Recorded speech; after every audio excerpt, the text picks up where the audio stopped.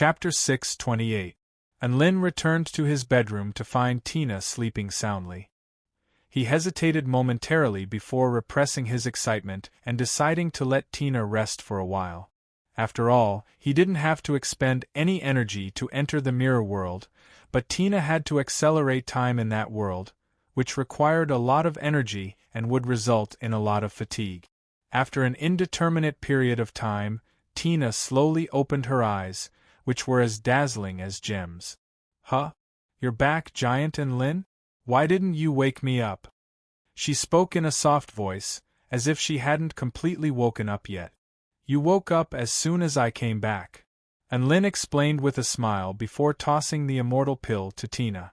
"This is an immortal pill that contains both wood type and spiritual power. Take it." Tina accepted the immortal pill with an elated expression. "Then, Giant and Lin, let's start creating humans." And Lin nodded with excitement. He had been waiting for this moment for a long time.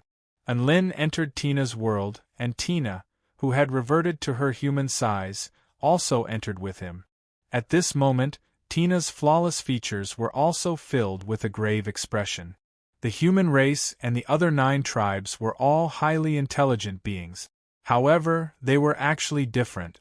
The 9 tribes were superior to humans in terms of lifespan, physical strength, innate abilities, and bloodline power. However, this didn't mean that humans were inferior to them. The human race had one advantage over the 9 tribes, and that was their inventiveness. That's right, humans were very creative and were more adept at drawing on external forces than the 9 tribes.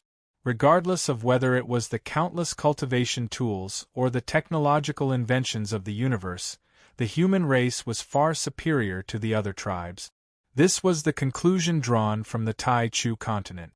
It wasn't that the other tribes hadn't invested much effort in tool refinement and technology, but the human race had always stood at the pinnacle of tool refinement and technology. As long as they were at the same cultivation base, the human race would always be more inventive than the other tribes. It was exactly because of this that Tina's plan to create humans was delayed even further than the 9 tribes. She had to wait until the world was developed to its fullest before she could create humans. In her heart, perhaps she had also acknowledged that the human race was slightly more intelligent than the other 9 tribes. This might be the instinct of a world lord.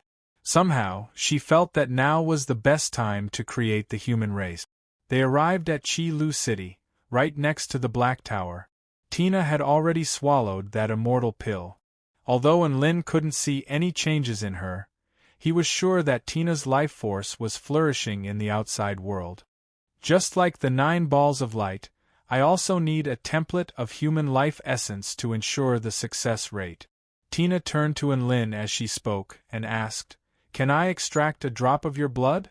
Lin's mouth twitched and he said uneasily, "Use my life as a template? Could it be a clone? Even if it wasn't a clone, after using my life essence, wouldn't they have my bloodline and then, I would have an entire world of human descendants?" The more he thought about it, the more afraid he became. Tina burst into laughter. "Giant and Lin, it's not what you think. I used your life essence just to feel the human form of life. After that, I'll use the resources of this world to create humans, so it has nothing to do with you. Alright, then go get it from outside." And Lin nodded with an uneasy expression. To his surprise, Tina didn't move. Instead, she looked at Lin with a pitiable expression. "What is it?" Lin was perplexed. "I just gave it a try." Tina pouted as she said, "Your skin sure is thick, Giant and Lin. I bit down with all my might, but it didn't even bleed. You should do it yourself." And Lin, only now did he realize that he possessed the body of the war god. Without his permission, no one could break through his defenses.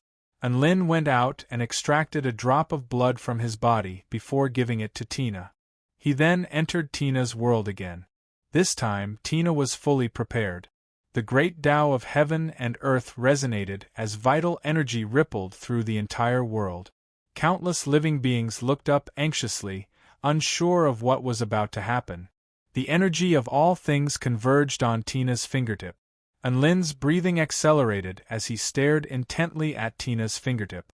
Two extremely pure orbs of light appeared on her fingertip, imbued with boundless possibilities and hope. Lin instinctively wanted to approach them. Go! Tina pointed a finger forward, and the two orbs of light landed on a patch of empty ground, where they transformed into a pair of huge white eggs. Boom! The entire heaven and earth seemed to have undergone another transformation as soon as the two eggs appeared. Rainbow light enshrouded the entire sky, imbued with boundless vitality and possibilities. Lin's focus, however, was elsewhere. He blinked in confusion. Why aren't there 1,000 eggs? Tina rolled her eyes at Lin. I don't have the life essence of a return to void stage mighty figure to guide me. 2 eggs is enough to tire me out. Oh! Lin nodded and eagerly flew over to touch the huge egg that was half the height of a grown man.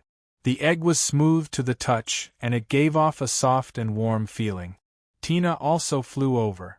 Her eyes were darting about, and no one knew what she was thinking. Hey, Giant and Lin, do you think we should make these 2 humans even more perfect? Tina suddenly asked. Perfect how? And Lin's brows perked up. Intelligence and consciousness naturally can't be adjusted. However, our bodies can be adjusted.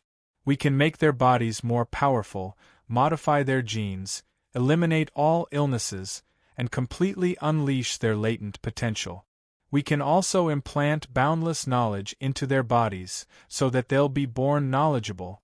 Tina became more and more excited as she spoke. And Lin fell silent. Make the human race have such a high starting point? Was that really a good thing? Life was a process of constant evolution, and the higher one's starting point, the easier it would be to progress in the future. However, for some reason, Lin was feeling a little conflicted. If they don't have any illnesses or pain, they won't have a determined Tao heart. If they're born knowledgeable, they won't have the desire to explore, and they'll take many things for granted. It's very likely that they'll lose their creativity and imagination. I don't know about other races, but I think if humans are too perfect, they might not be humans anymore. And Lin offered his opinion, but he didn't give Tina any orders. The final decision was still in Tina's hands. Tina thought about it carefully before giving up on that idea in the end. So be it, I'll just let nature take its course. These 2 humans are the representatives of the first generation of humans and have received the blessings of heaven and earth. Even though they're under my guidance, they're still born in response to all things, so it's not a good idea for me to interfere. Time accelerated once again. After a period of gestation, the 2 huge white eggs finally hatched. And Lin was greeted by the sight of 2 extremely adorable children with snowy white skin, black hair, and black eyes. They appeared to be around 3 to 4 years of age, and they surveyed the world around them with curiosity on their faces. They were completely naked, and their bodies were perfectly sculpted. Furthermore, they were able to walk upright as soon as they hatched. A pure and flawless aura emanated from their bodies, making one feel as if they were the most perfect treasures. And Lin was astonished. How did they become so big? I don't even have to feed them now. Giant and Lin, why are you always so focused on unexpected things? Tina slapped her own forehead with a resigned expression. Let's go hug the kids. And Lin couldn't wait any longer. Tina was also thinking the same thing. She stopped time acceleration and flew toward the 2 humans with Lin. Chapter 6:29. The 2 confused children were clearly very nervous and fearful at the sight of Lin and Tina, and they involuntarily stumbled back a few steps. Don't be afraid, we're all good people. Tina smiled, and her voice seemed to be imbued with the power to reassure them. Sure enough, the 2 little guys were not very nervous and fearful after hearing this. Instead, they looked at Lin and Lin with curiosity in their eyes, making them appear especially adorable. And Lin picked up the little boy, while Tina picked up the little girl with a joyful expression. Wow, his skin is so white and soft, so adorable. and Lin couldn't help but praise as he poked the little boy's delicate cheek. The little boy blinked his bright eyes and imitated Lin's actions as he poked Lin's cheek, causing Lin to burst into hearty laughter. Tina was also very fond of the little girl in her arms, and the little girl was sucking on her finger with a ladylike expression. She was very obedient, and she would occasionally smile sweetly as if she was enjoying being held by Tina. Lin, let's give these two children a name.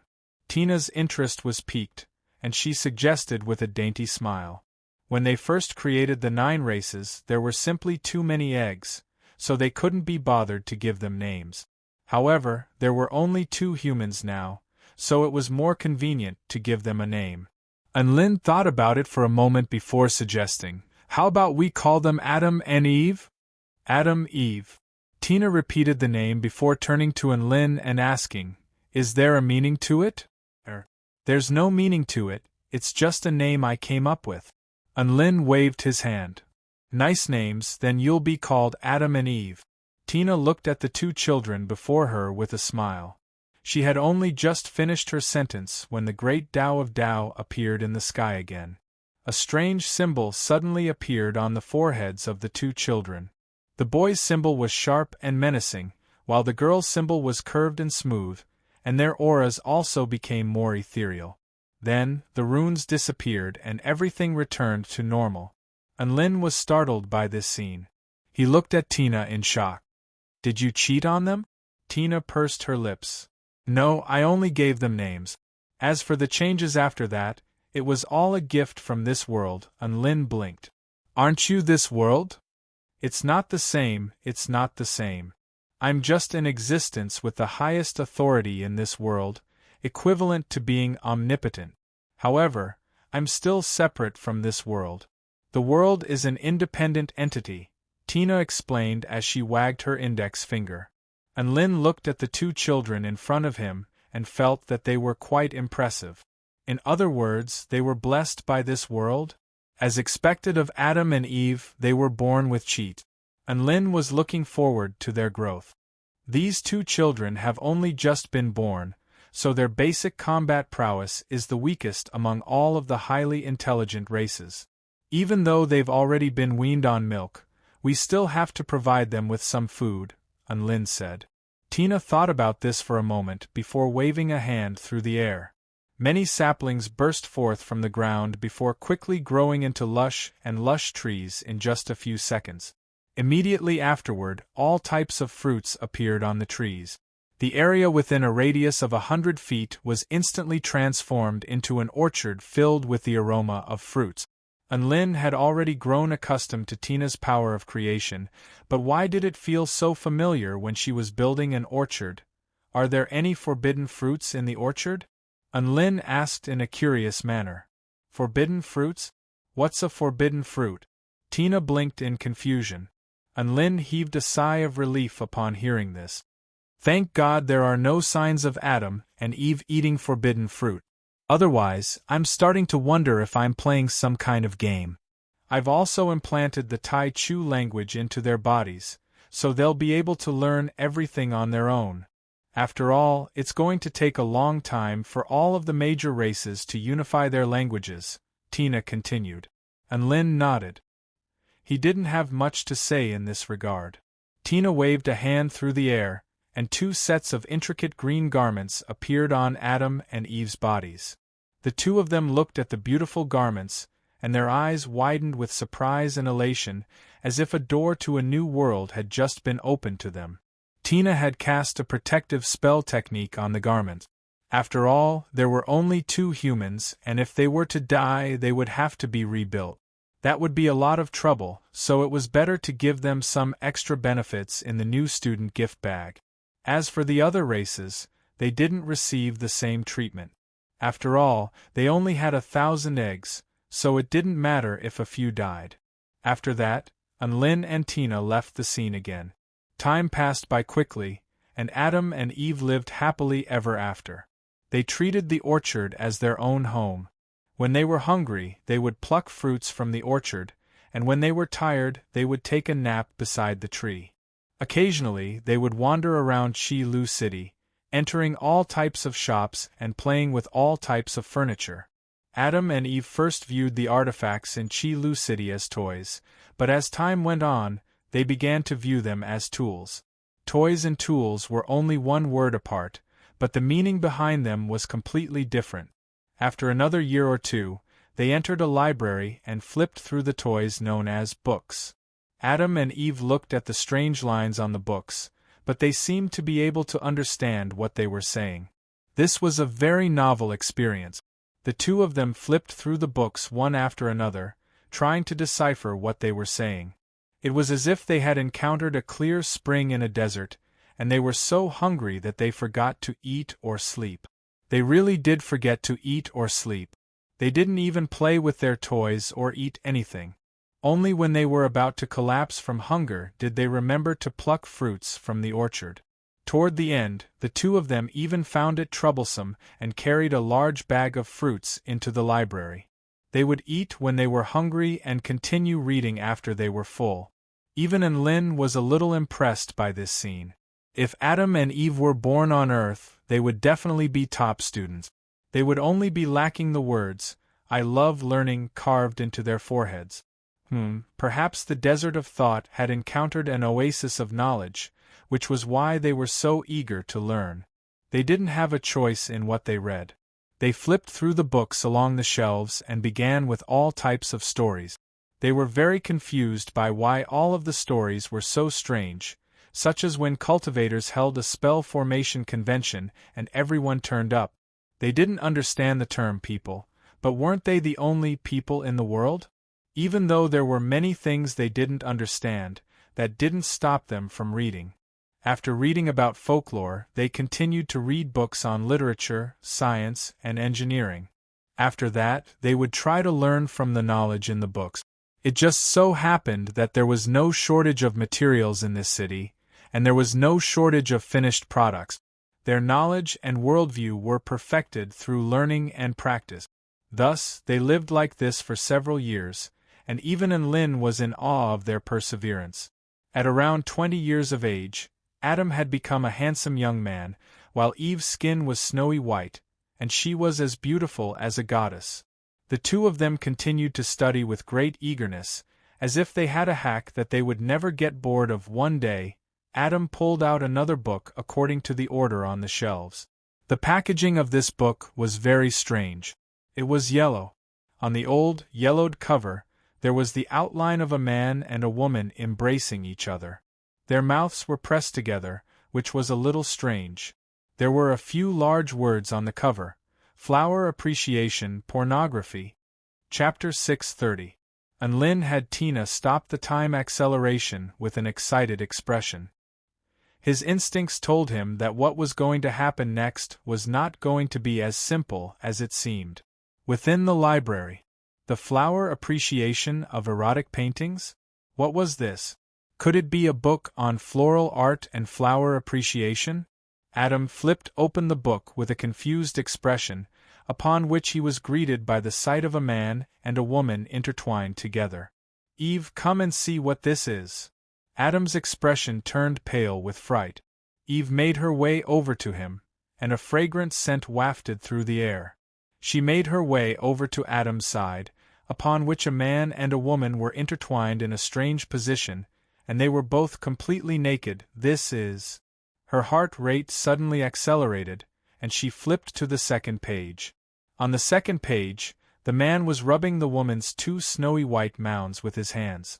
The woman's face was flushed, and her cherry lips were slightly parted as an expression of enjoyment appeared on her face. Her legs were intertwined with the man's. Adam swallowed nervously, and his body felt a little warm as he flipped to the third page. The man in the book had revealed a black metal rod, which he thrust into the woman's opening. It was as if this was the perfect balance of life and death. Yin and yang complemented each other and intertwined with one another. The atmosphere in the room instantly became a little ambiguous. Both of them could hear each other's hearts pounding. Eve flipped to the fourth page. Then, the fifth, the sixth. There were different images on each page, depicting a man and a woman in a strange position. Adam and Eve's faces became redder and redder as they read on. They felt like the man and woman in the book were fighting, but how could there be enjoyment in a fight? Could this be a dance? No, that wasn't right either. This was most likely a new form of life, a grand and novel form of interaction between a man and a woman. Before they knew it, they had finished reading the book with a yellowish cover. Adam and Eve looked at each other, and a peculiar atmosphere began to spread throughout the room. Eve's face was as red as a seductive apple, and she was completely oblivious to the fact that she was being seduced. However, Adam saw this, and he swallowed before speaking in a hesitant manner. "How about we give it a try?" "Let's try," Eve replied in a voice as soft as a mosquito. "We're all reading books that combine theory and practice anyway. Now that we've learned the theory, we naturally have to practice as well." When Adam heard that, he immediately felt that it made sense. They had sacrificed themselves for the sake of great knowledge. Since they had learned it, they naturally had to put it into practice. They weren't doing anything strange. Adam's nervousness was greatly relieved by this thought, and he took off the clothes that God had given him, and slowly began to take off the clothes of Eve. Her jade-white and exquisite body was exposed in front of Adam, causing his body to instinctively react. It was a very strange reaction. Eve blushed all the way to her ears at the sight of Adam, but her eyes were shimmering with a seductive light. "Let's start from the first page," Adam said with a serious expression as he wrapped his arm around Eve's slender waist. "All right." Eve nodded in agreement. Adam carefully rubbed Eve's two soft, snowy mounds, and the cherry at the center of the mounds was also gently touched by Adam, eliciting a series of soft moans from Eve. Adam also kissed Eve's soft, pink lips and sucked on them with all his heart. The two of them became more and more passionate, and they had already reached a point where they couldn't control themselves anymore. They were completely relying on their instinctive reactions. Finally, Adam entered Eve's body. Eve suddenly let loose a pained cry as tears welled up in her eyes. Adam was given a massive fright, and he almost wilted from fright. "What's wrong?" "It hurts." "Why does it hurt so much? Wasn't the woman in the painting supposed to be very happy?" Eve's brows furrowed. Adam looked down to find that he was bleeding, and his legs gave out from under him as tears began to flow down his face. "Eve, I'm sorry, it's all my fault. I made you bleed." Eve's features paled slightly as she looked down, but she still gritted her teeth in the end. "It's all right, Adam. Let's continue. I think I can still hold on." "Really?" Adam was a little intimidated. "I know what that thing is. It's already broken anyway, so it's all right." A comforting smile appeared on Eve's face, and her smile became even more alluring. Adam couldn't help but pounce toward her again. For the sake of knowledge, for the sake of learning, they were willing to be fearless, even if they had to bleed. Both Eve and Adam were touched by their own spirit. After that, they engaged in a series of intense and passionate practical activities. As the saying went, hoeing rice at noon, and sweat dripped down into the soil. Who would have thought that every grain of rice would be eaten in the shade? Eve's long and slender legs were wrapped around Adam's waist, and her breathing was rapid and ragged. Adam's waist was slender, and his hands were light as he strummed a zither. Eve gradually entered a state of euphoria, and the spring tides were even as the bright moon rose above the sea. Adam became more and more courageous as the battle progressed. Silver bottles were broken, and water gushed forth. In the end, the two of them reached a state of great harmony, and they experienced the blissful moment of learning. Adam and Eve hugged one another, panting heavily as they looked at one another with a smile. "I feel like we didn't do enough practice. We didn't even get to try the last few pages of the book." Adam was a little disappointed. "It's all right, we can continue tomorrow." Eve's face was flushed with excitement. This was the first time she had felt that learning could be so exciting and special. Adam was silent for a moment before replying, "How can learning be delayed? Waiting for tomorrow is a waste of time. I can still continue." We're going again?" Eve was surprised. Learning? Are you scared? A faint smile appeared on Adam's face. Who's scared? Let's continue. Eve was not convinced. Thus, the two of them engaged in a battle again, outside the library. Tina's fair and delicate face blushed when she saw this. She spat and said in a charming voice, "How shameless!" And Lynn's lips twitched upon hearing this. Who was it that had just witnessed the entire battle in shock and fury? He had initially wanted to protect the purity of the little fairy's heart and prevent Tina from witnessing that scene. However, Tina turned him down with a righteous expression. She was only concerned about the development of the human race. She was clearly enjoying herself now, but she was scolding Adam and Eve for being shameless. Adam and Eve were also quite pitiful. This was clearly a normal interaction between a man and a woman, but they were scolded by the so-called God. To be honest, Lin was also quite envious and displeased.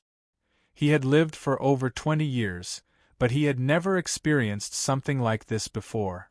How could Adam and Eve have experienced something like this before him? Sigh. If everything went according to plan, he would probably have to endure for over 90 years. With this in mind, Lin was struck by a sense of sorrow. Just like that, the Adam and Eve of this world had accomplished the first feat in human history. This was not because of the forbidden fruit. Instead, it was because of a yellowed book. Chapter 631. Adam and Eve had always been very close to each other, so it wasn't surprising that an erotic book had opened the door to a whole new world for them. As the saying went, the meeting of the golden wind and the jade dew was far more beautiful than anything else in this world. The two of them had only progressed from being close friends to lovers, but their lifestyle didn't change much. The only difference was that they now had the opportunity to read a porn book. The two of them continued to read, learn, and practice in the library. They were both very good at learning, and Lin felt like this was how humans should be. Adam and Eve found seeds in the granary and tried to sow all types of crops. They also didn't eat fruits all day long. Instead, they found a kitchen and cooked their own food. That was the first time they tasted cooked food. They also knew how to use tools to cut down the surrounding trees to make all types of wooden products. Later on, they found out that what was recorded in the little yellow book should be the legendary sexual intercourse. The two of them naturally became husband and wife, but they didn't know how to perform the wedding ceremony. They were the only two people left in this world, and they had no parents. Also, all of the people mentioned in the book had disappeared, so they really couldn't perform the wedding ceremony. Adam, do you think our parents were the ones who held us when we were born? Eve was looking at biological genetics, which actually explained the principle that close relatives could not marry from a hereditary point of view.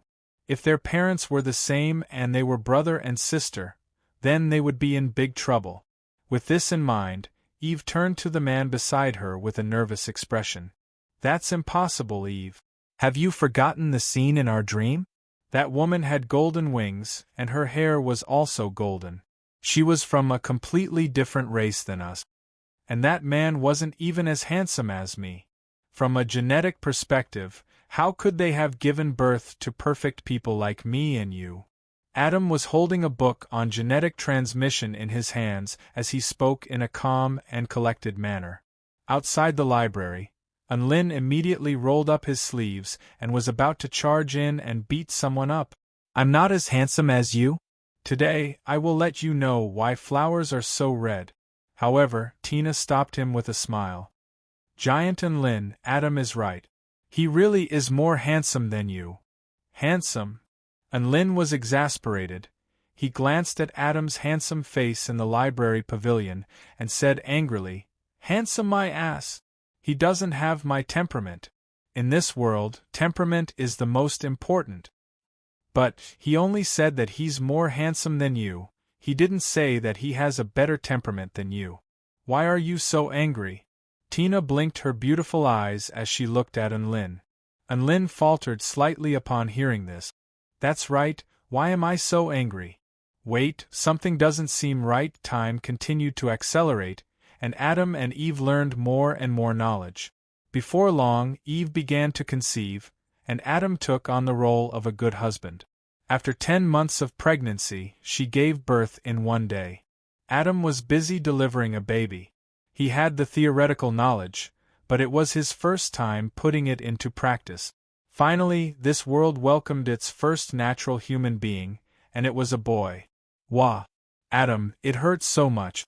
I didn't think that giving birth would be so difficult.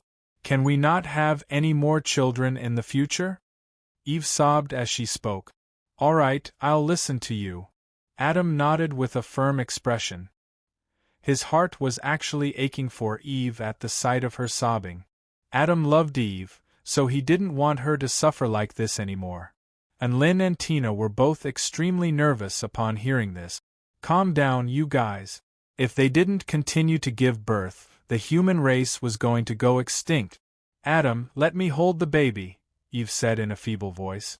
Adam hesitated momentarily before placing the baby in Eve's arms. Eve held the baby in her arms, and a warm smile appeared on her face as she listened to the baby's crisp cries.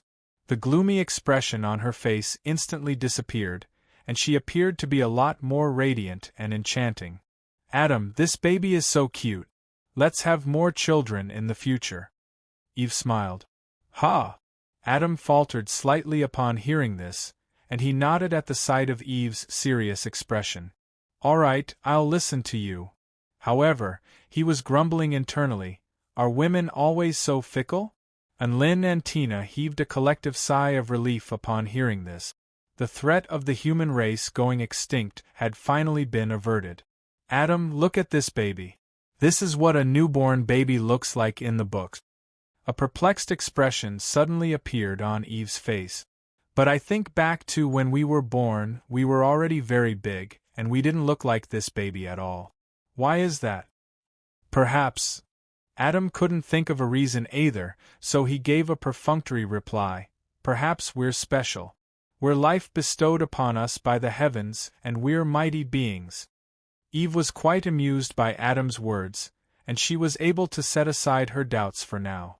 Time flew by.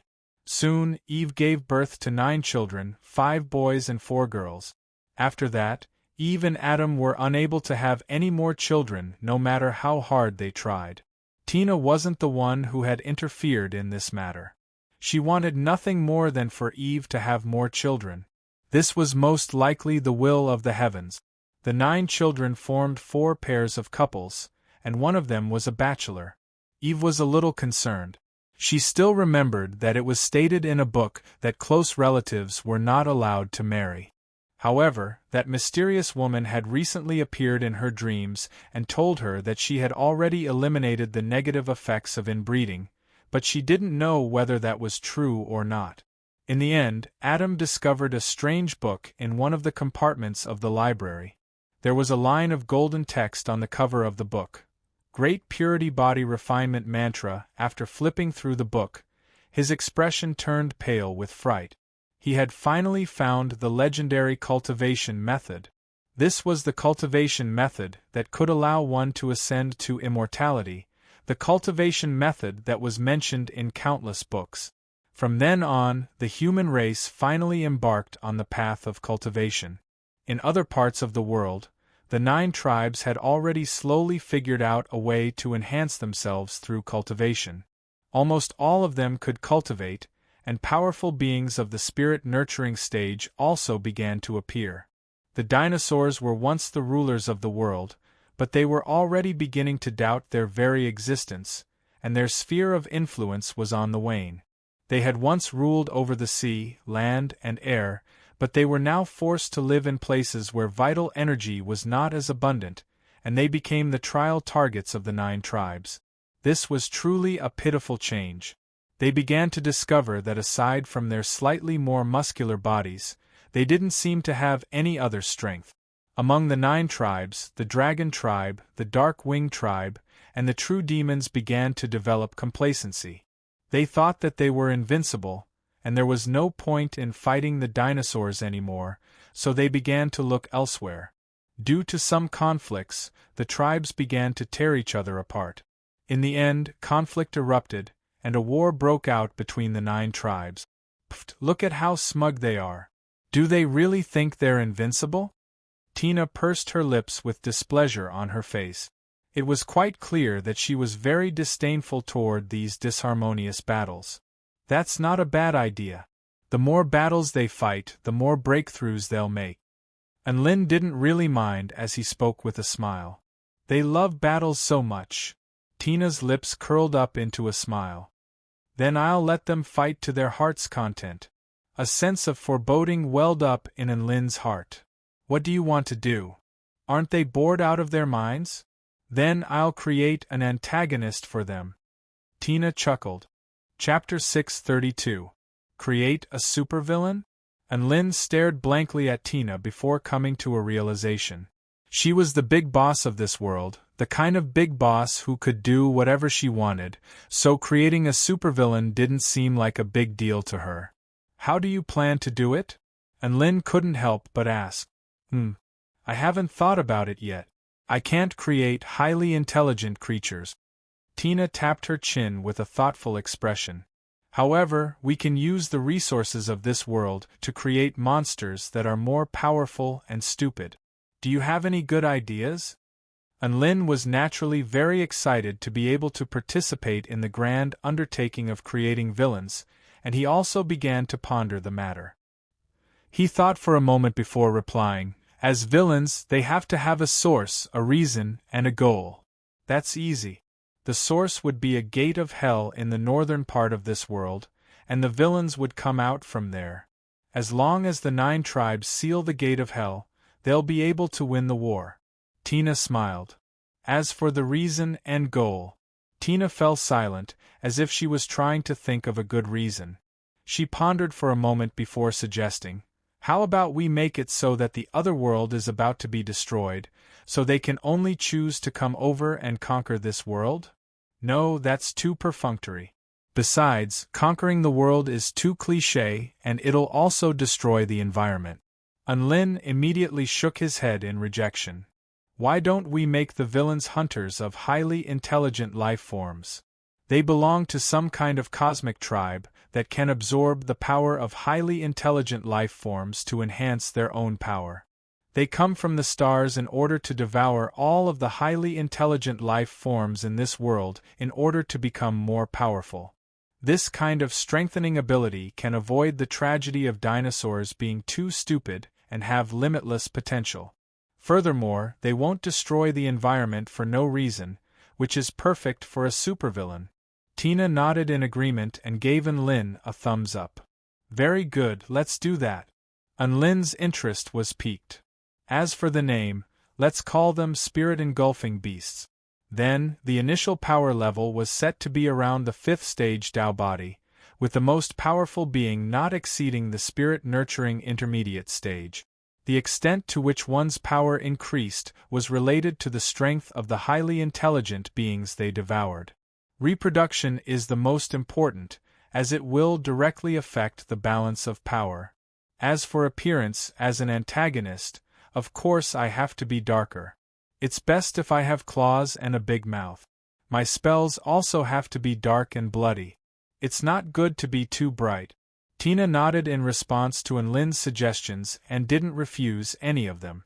As long as Master was happy, she was the boss of this world.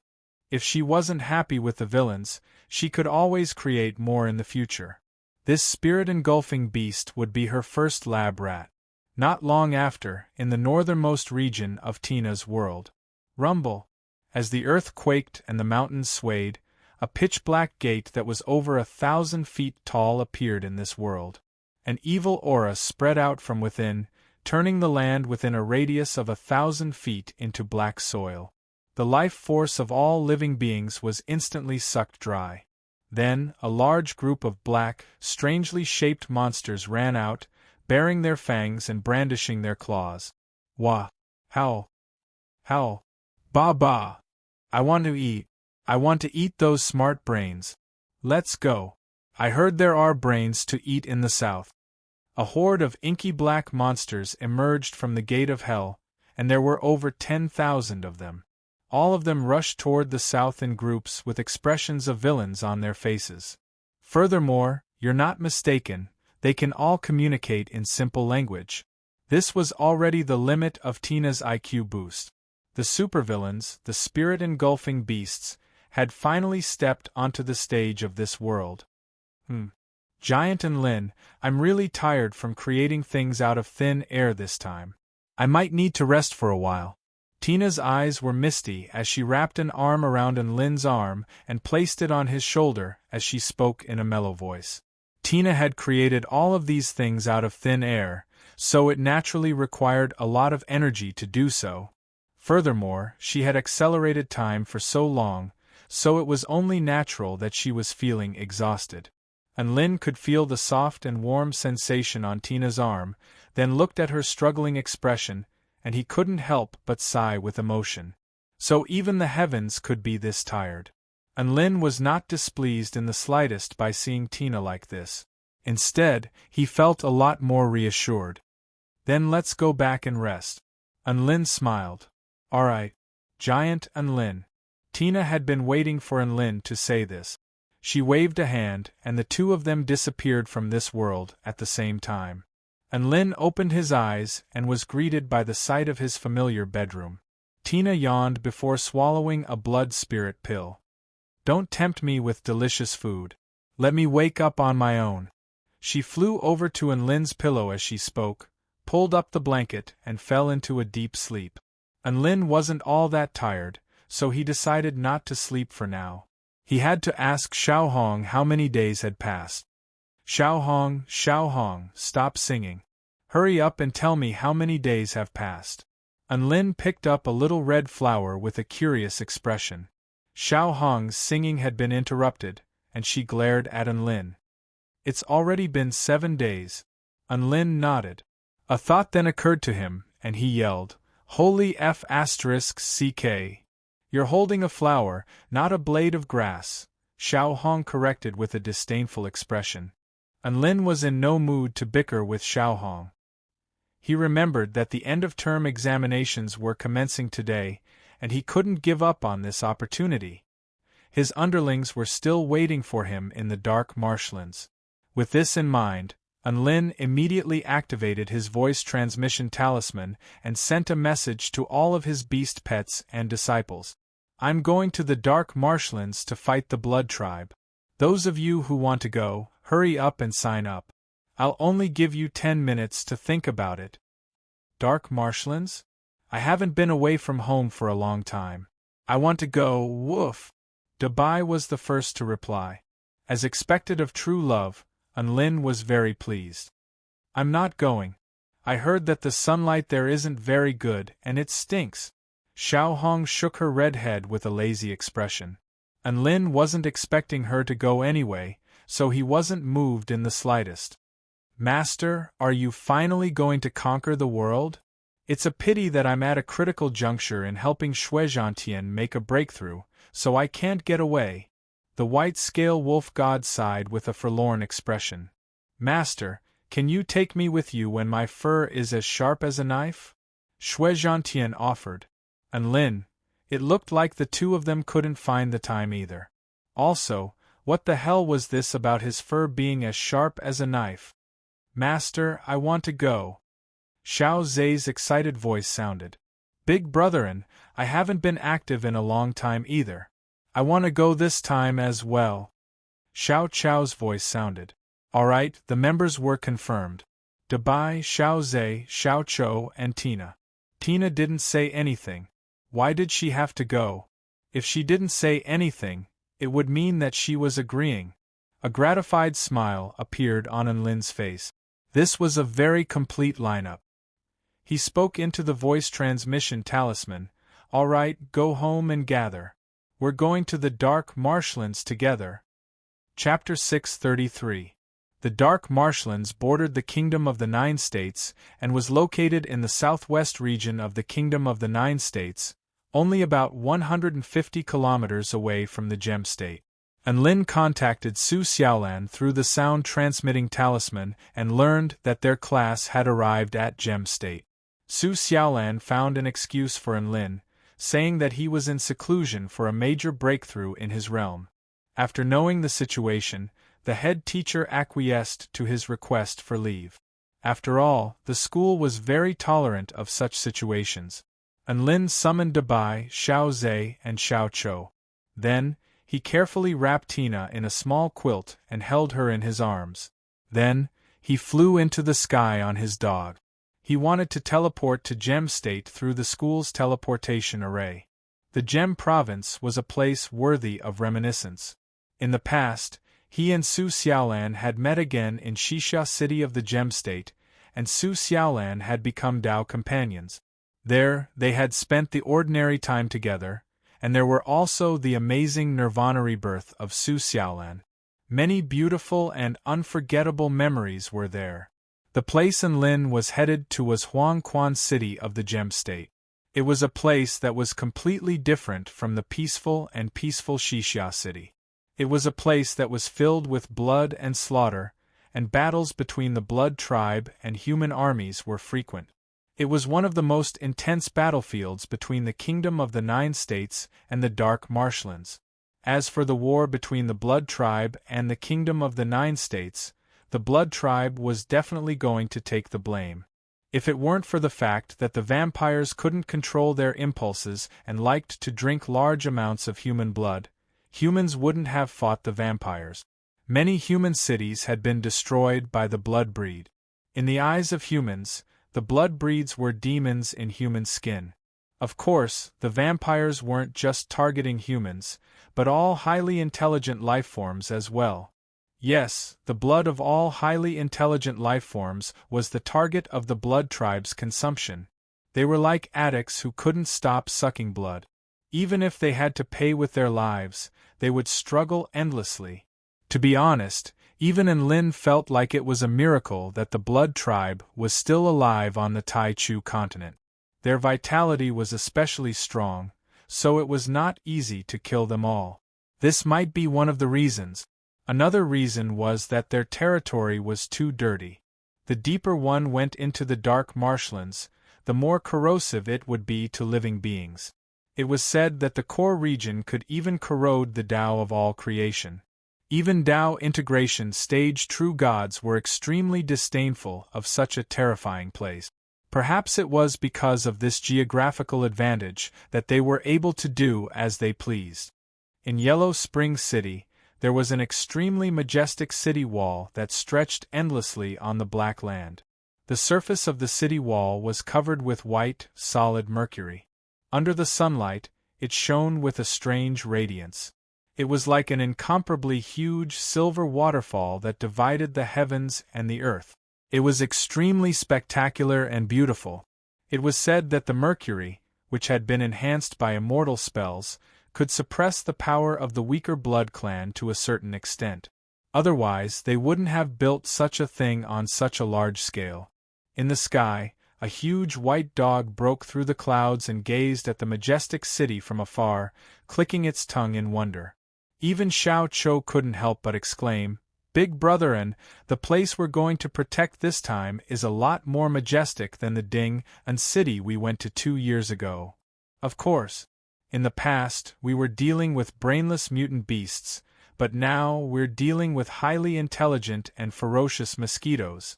Lin replied with a matter-of-fact expression. "Big brother, and don't you have a few underlings here? When are you going to call them out?" "Woof," Dabai interjected with an excited expression. "Them. Let's just leave them be for now."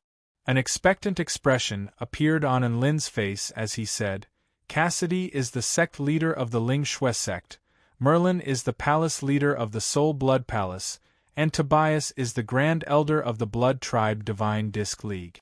All of them have first-rate Blood Tribe forces under their command.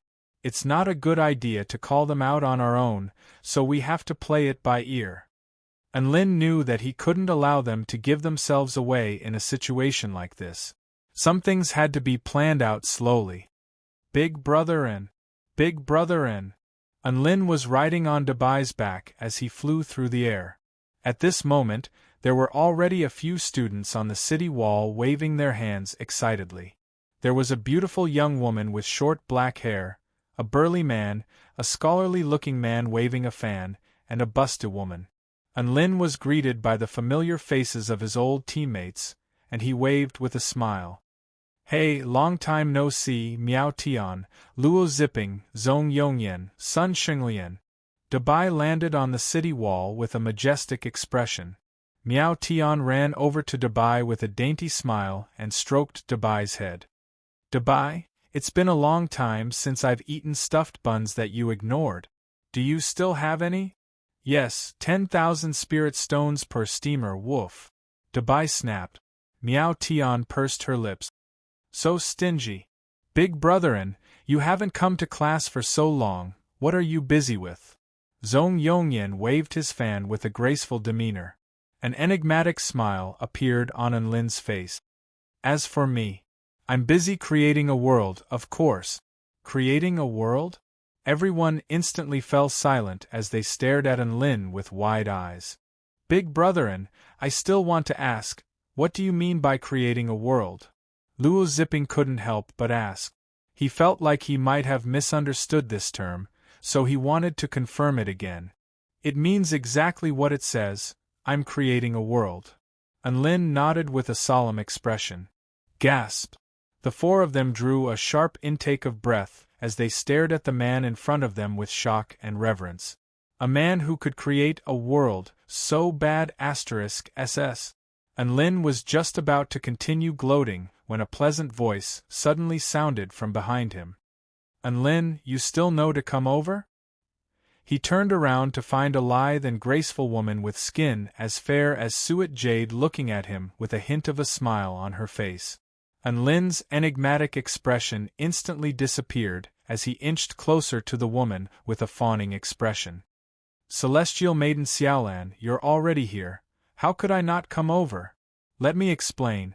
Miao Tian and the others were just beginning to feel a strong sense of reverence toward Lin, but now they saw the man they revered inching closer to Su Xiaolan with a fawning expression on his face. The image of him in their hearts began to crumble. Big brother and has changed. Zhong Yongyan shook his head and sighed. Henpecked. Miao Tian rolled her eyes. Luo Ziping scratched his head. Are we still following him? A starving camel is still bigger than a horse. Besides, Big Brother and didn't starve to death. He's just a little timid in front of classmate Xiaolan, Sun Xinglian spoke in a cold voice. After a short discussion, the four of them decided to continue following Lin. During their first year in university, they were fortunate enough to latch onto Lin's coattails and did very well, even receiving the inheritance of the Purple Star ruins. Now they had all progressed to the spirit nurturing stage and were ranked in the top 30 on the Immortal Rankings board. Even though this had something to do with their aptitude, it was undeniable that Lin also had a lot to do with them. Hence, they were determined to latch onto Big Brother An's coattails this time.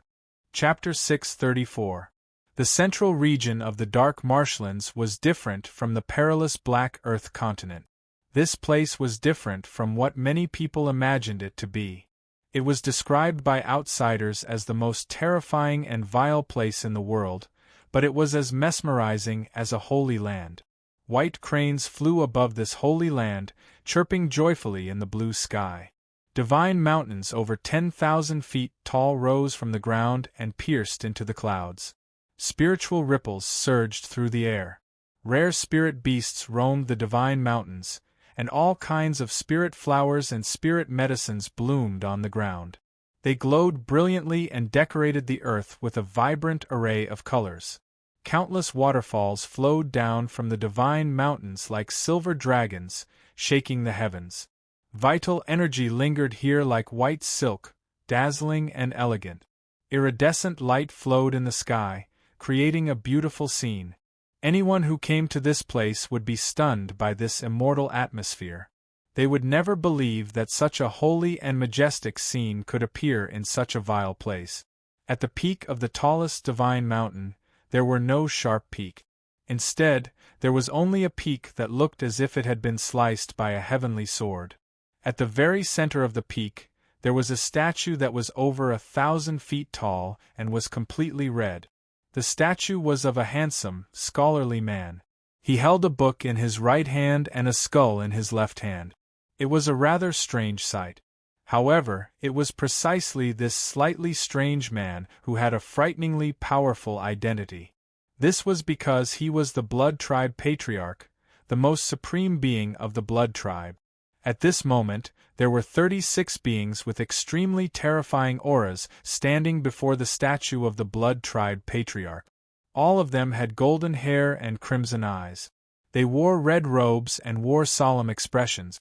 Only these supreme beings who had already reached the Return to Void stage had the right to stand at the peak of the Divine Mountain. Huge rocks floated in the air around the peak of the Divine Mountain. They were like small flat continents. Standing on top of these rocks were powerful beings of the Blood Tribe in black robes. There were over 100,000 of them. Once this force was mobilized, they could even flatten any first-rate power on the continent. Right now, most of the most powerful beings of the Dark Marshlands had gathered here because they were about to hold a sacred ceremony to determine the holy disciple of the Blood Tribe.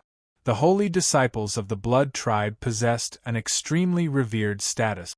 In fact, their status was on par with that of the Blood Tribe's Tao integration stage mighty figures.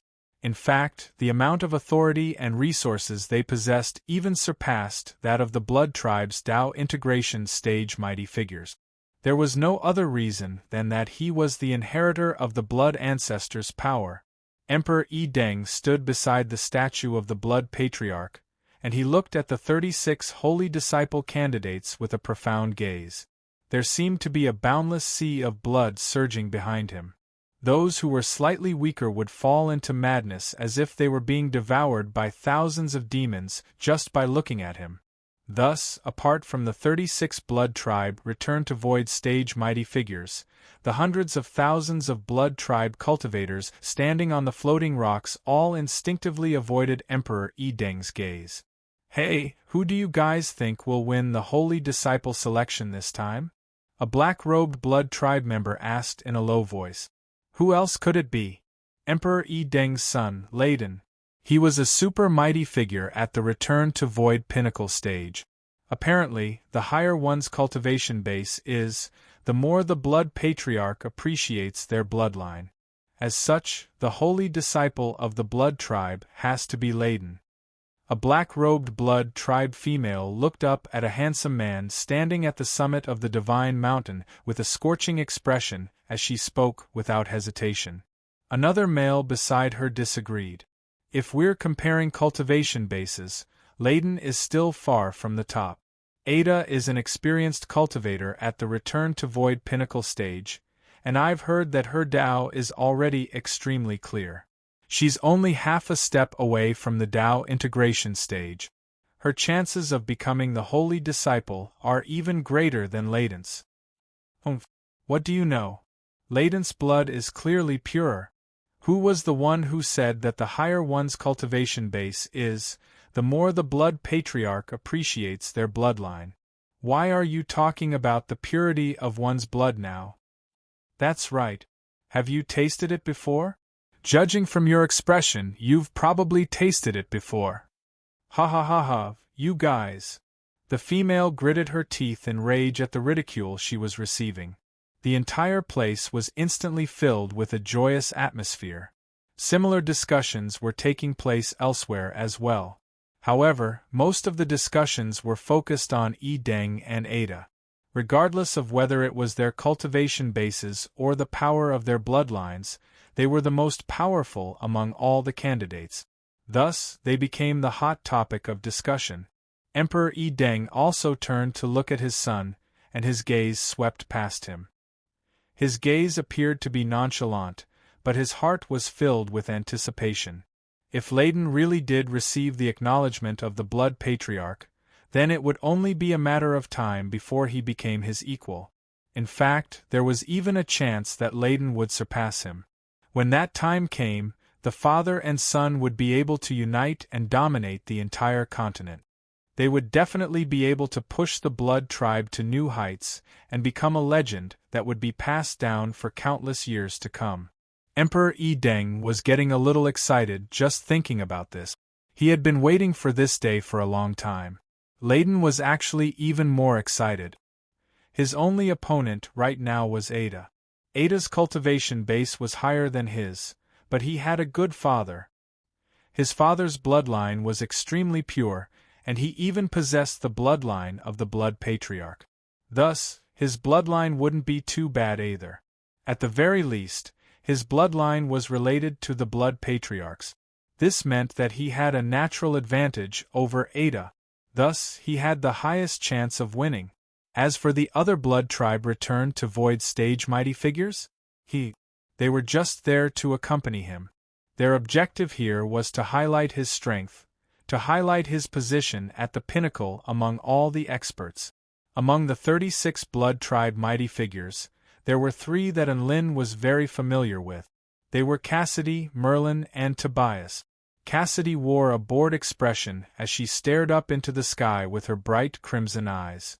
If this were in the past, she would most likely be looking up at Layden with reverence. After all, Layden was such an exceptional talent among the blood tribe. However, Layden was less attractive to her than a drop of her master's blood. Her mind was filled with thoughts of her master, holy blood. Sigh. I wonder when I'll be able to see her master again. Cassidy's exquisitely beautiful features were filled with melancholy, and those who didn't know her would think that her lovesickness was acting up again. However, in reality, she was suffering from a blood addiction. If it weren't for the fact that this holy disciple confirmation ceremony was a mandatory ceremony for all blood tribe mighty figures who didn't have a special mission, she wouldn't have come here to join in on the fun. Merlin and Tobias were also quite displeased. They had already received news that their master was coming to the Dark Marshlands, and their morale was already very high. They wanted to exchange their battle accolades for holy blood, so they didn't want to waste their time here. In the sky above, a certain nomological chain suddenly snapped. Boom! A gargantuan crimson vortex began to engulf the entire sky. It was boundlessly deep, and it was capable of drawing one's soul into it. All of the blood tribe cultivators, regardless of whether they were black-robed or red-robed blood tribe mighty figures, felt as if their minds were about to be sucked into the crimson vortex in the sky. A Tao integration stage mighty figure enshrouded in a divine light emerged from the vortex before nodding at Emperor Yi Deng. Emperor Yi Deng nodded with a smile before waving a hand through the air. The Blood Tribe Holy Disciple Selection begins now. Chapter 635. Emperor Yi Deng announced the commencement of the Holy Disciple Selection, and everyone fell silent. This was the most sacred moment. If they still dared to whisper to each other, then they should be prepared to be slapped to death by the Tao integration stage. Yi Deng. Blood Patriarch, please select the next holy disciple. Emperor Yi Deng spoke with a solemn expression. The Blood Tribe Tao integration stage mighty figure in the sky produced an extremely black drop of blood from a black vial. As soon as the blood appeared, an extremely terrifying aura began to spread, as if it was going to crush the heavens and earth. All of the blood tribe members felt as if a supreme being was looking down on them. The absolute suppression of the primordial bloodline and the absolute suppression of the realm caused them to lower their heads deeply. They didn't even have the courage to raise their heads. Without a doubt, that was the blood of the blood ancestor. Go! Up in the sky, the blood tribe mighty figure standing proudly in the center of the blood-colored vortex flicked his finger, and the blood ancestor's blood flew toward the glass-like statue before finally landing between the man's eyebrows. Rumble! There was another slight tremor, and a special aura began to spread. The pressure from the bloodline began to disappear, and everyone felt their bodies relax. They looked up at the statue of the blood ancestor, and found that the statue seemed to be alive. It was exuding a strong vitality. Junior Yi Deng humbly requests the Blood Patriarch to nominate the next holy disciple of the Blood Tribe. Yi Deng bowed. All 36 Blood Tribe mighty figures cut their fingers at the same time and let a drop of their blood float in the air, awaiting the blood ancestor's choice. Hundreds of thousands of Blood Tribe experts also watched the scene unfold on the summit of the Divine Mountain with bated breath. Most of the Blood Tribe cultivators had their eyes fixed on Ada and Layden's blood. They wanted to see which of their blood would win the Blood Patriarch's favor. That's right, as long as the Blood Ancestor activated a drop of blood, he would become the next Blood Race's Holy Son. As for the previous generation's Blood Race Holy Son, he was the supreme being of the Tao integration stage in the center of the blood-colored vortex. His name was Emperor Unmang. It had been 100,000 years since he had been elected as the Blood Race's Holy Son. It had been such a long time since he had the chance to hold this ceremony again. One could imagine just how high the status of a Holy Son was. It was very likely that the current Holy Disciple would become the next Tao integration stage mighty figure of the Blood Tribe, and the Holy Disciples would be born from Layden and Ada. The red glass statue moved. Even though it was moving very slowly, it tugged at everyone's heartstrings. Even Emperor Yi Deng was staring at the statue with a nervous expression. The Blood Ancestor raised the skull and pointed it in a certain direction. Layden drew a sharp intake of breath upon seeing this. Even though he maintained a calm and collected expression on his face, his heart was filled with ecstasy. A hint of disappointment appeared on Ada's face, and she sighed softly. She and Layden stood in different directions in the crowd, but the skull was pointing in Layden's direction. The remaining hundreds of thousands of Blood Tribe members all had different expressions on their faces. Some revealed looks of joy, some sighed inwardly, and some sighed in sorrow. Without a doubt, the dust had settled. A red glow flashed across the skull, and the fresh blood was drawn under the gaze of many blood breeds. Before Layden even had a chance to put on a victorious smile, his eyes and mouth began to slowly widen. The expressions of the hundreds of thousands of Blood Tribe members also congealed on their faces, as if they had seen a ghost. 3 drops of blood slowly flew toward the Blood Ancestor statue before landing in the Blood Ancestor's mouth. A human-like smile of satisfaction appeared on the Blood Ancestor's face, and it even smacked its lips before slowly putting down the skull and reverting back to its original form. Emperor Yi Deng was a little dumbstruck, and Emperor Unmang was also a little dumbstruck. Ada's eyes widened as she turned toward a certain direction. She wasn't looking at Layden, but at the 3 people standing behind him. Not only her, but all of the other Blood Tribe members also turned toward a certain direction with incredulity etched on their faces. The 3 Blood Tribe mighty figures who were enjoying the limelight also wore expressions of incredulity and incredulity. These 3 Blood Tribe mighty figures were none other than Cassidy, Merlin, and Tobias. They had thought that they were only here to watch the show, so how had this happened? Layden's breathing accelerated as he looked at the 3 people behind him, and he was unable to maintain his calm any longer. How could it be you? What's going on? The 3 of them were only slightly above average among the 36 Blood Tribe mighty figures, and only Tobias had a sliver of a chance of being acknowledged by the Blood Ancestor as a holy disciple. However, the blood of all 3 of them had been absorbed by the Blood Ancestor at the same time.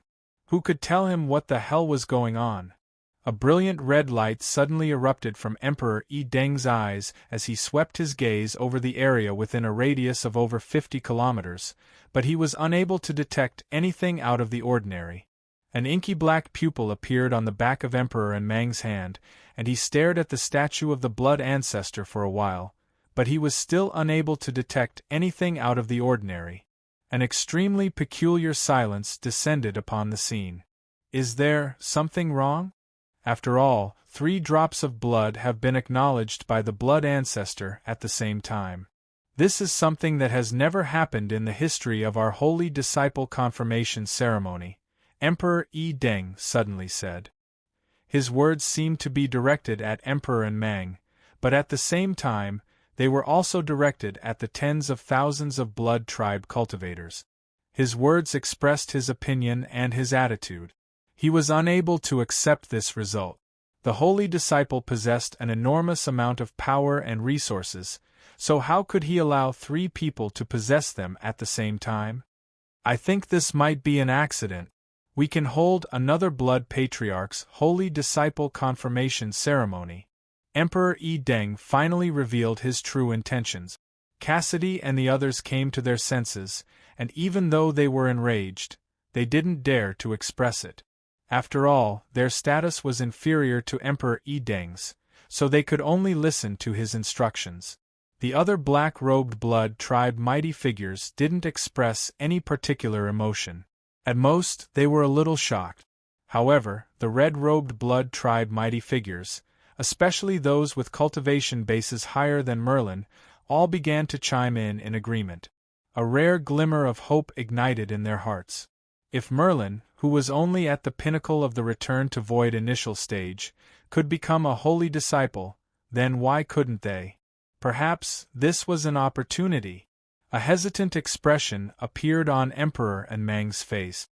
But the blood of the blood ancestor is extremely precious, and it'll be very costly to hold another ceremony. I'll pay for the blood of the blood ancestor. Emperor Yi Deng gritted his teeth and said. Emperor Yi Deng turned to Leiden with an expression of encouragement as he spoke. A father's love was as heavy as a mountain. Leiden was extremely touched. This was what a good father should be.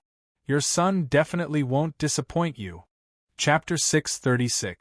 Emperor and Mang didn't say anything else after hearing Emperor Yi Deng's promise. After all, he was also finding this a little hard to accept. Generally speaking, the Blood Patriarch would only choose the blood of one blood tribe mighty figure. Why did he choose 3 this time? Furthermore, none of the 3 of them were the most powerful. This didn't make any sense. He repressed the confusion in his heart and carefully extracted a drop of extremely black blood from the black vial. This drop of the Blood Patriarch's blood was no less valuable than an immortal tool. Boom! The blood exuded a peerless might, and all of the blood tribe cultivators down below were struck by the urge to kneel down and kowtow. Emperor and Mang chanted a spell, and the power of laws of heaven and earth appeared to maintain the vitality of the Blood Patriarch's blood. The drop of blood flew toward the statue of the Blood Patriarch before falling into his glabella.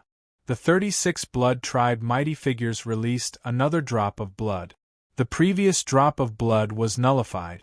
This was also what Emperor Yi Deng had requested. Everything had to be restarted. A mysterious aura rippled out as the blood ancestor moved again, raising the skull in its hand. The 36 blood tribe mighty figures all stared at the Blood Patriarch with scorching light in their eyes. Their initial intentions had been transformed into indescribable anticipation. Even Merlin had a chance to become a holy disciple, so why couldn't they? There was a chance. In the end, the skull turned toward Leiden again. The blood of Cassidy, Merlin, and Tobias trembled violently before flying into the Blood Patriarch's mouth. The Blood Patriarch's eyes narrowed with satisfaction as he smacked his lips. The blood really did seem to be delicious. Only the sound of breathing and incredulity could be heard in the surroundings. Emperor Yi Deng's face convulsed slightly. He wanted to say something, but he didn't know what to say. It's still them. It's still them. Leiden's vision darkened, and his Tao heart almost crumbled. If it happened once, then it could be explained as a coincidence or an accident. But if it happened twice in a row, then it was king fact. After all, there were 2 blood tribe Tao integration stage mighty figures here, so no one could play any trick. In other words, there were 3 blood tribe holy disciples this time, and they were all candidates that they had never thought of before.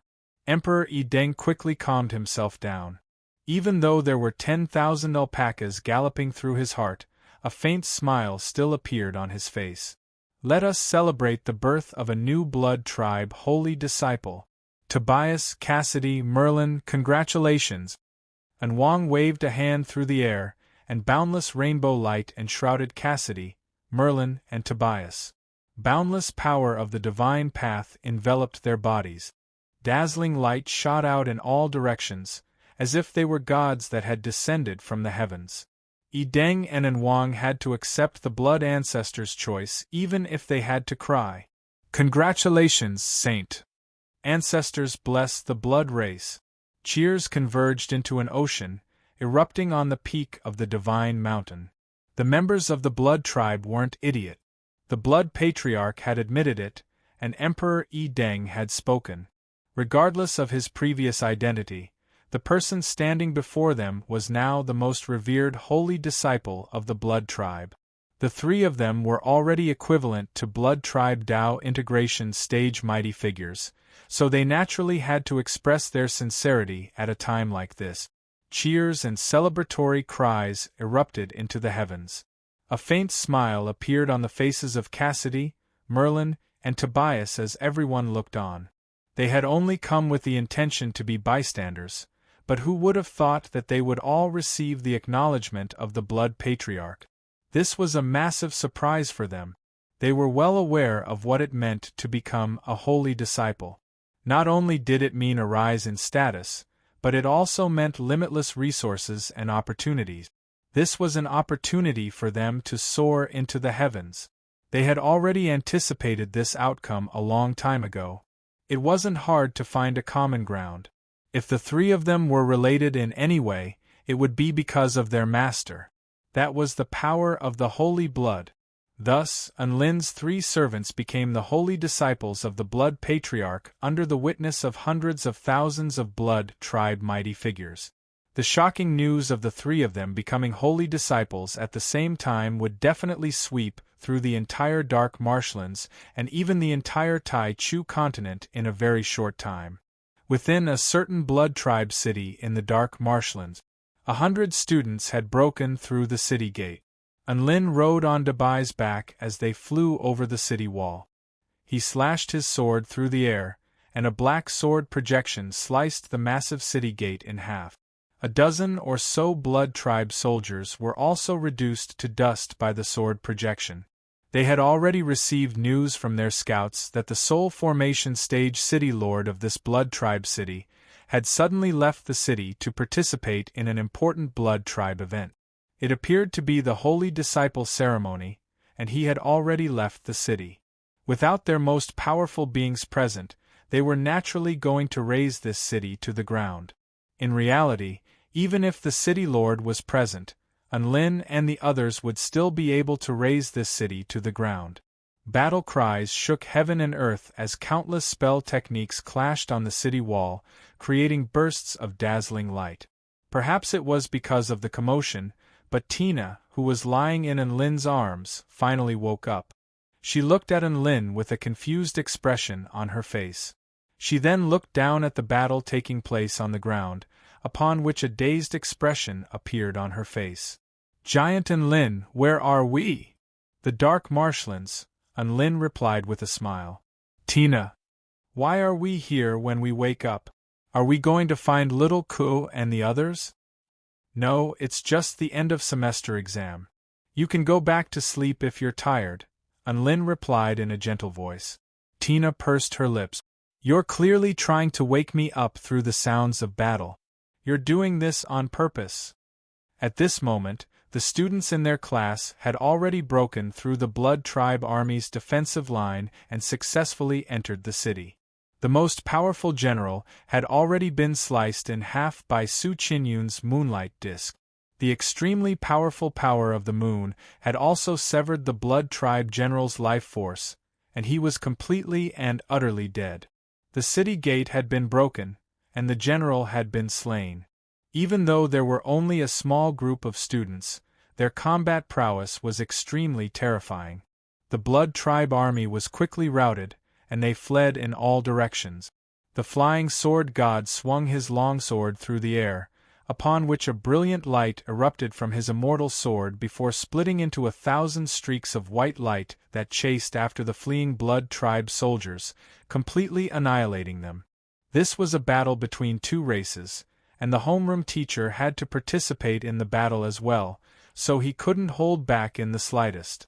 Lu Zhan flew to the central region of the city, where there was a red crystal-like barrier, within which was a churning blood pond. The blood pond was the core of a blood tribe city. When there were no living beings to feed on, the blood tribe relied on the energy within the blood pond to survive. When the blood pond of a city was completely destroyed, it signified the destruction of the city.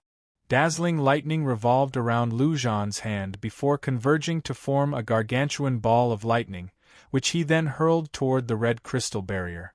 Boom! Lightning exploded, and the earth tremored violently. The red crystal barrier exploded, and the blood pond within it was also enveloped by boundless lightning before being torn apart and destroyed. After the lightning explosion, the blood pond had been reduced to rubble. All of the students erupted into cheers at the sight of the destruction of the blood tribe city. One had to know that destroying a blood clan city was already considered a huge achievement.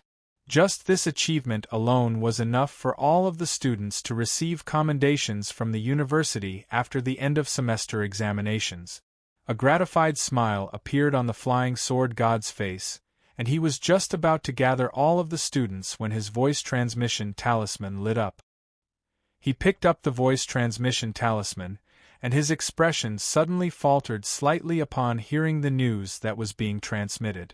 "Unlin, there's new information about the 3 people you're looking for," the flying sword god said in a slow voice. "What is it?"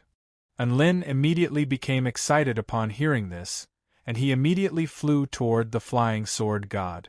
A large part of the reason why he had come here was because of Cassidy's trio. Dabai was also very curious. He had never seen Unlin's 3 servants, and he didn't know who they were. "I heard that they've just become the holy disciples of the blood tribe."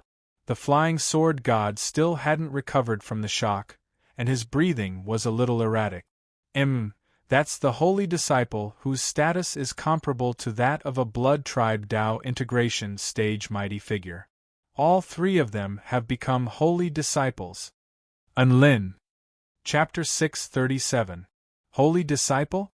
The holy disciple whose bloodline was acknowledged by the blood patriarch? Unlin's mouth gaped open, and he didn't know how to react. He naturally knew what it meant to be a holy disciple. The holy disciple was the most recognized and paramount status in the blood tribe. They were prodigies who had been acknowledged by the blood patriarch and had the right to lead the blood tribe to glory.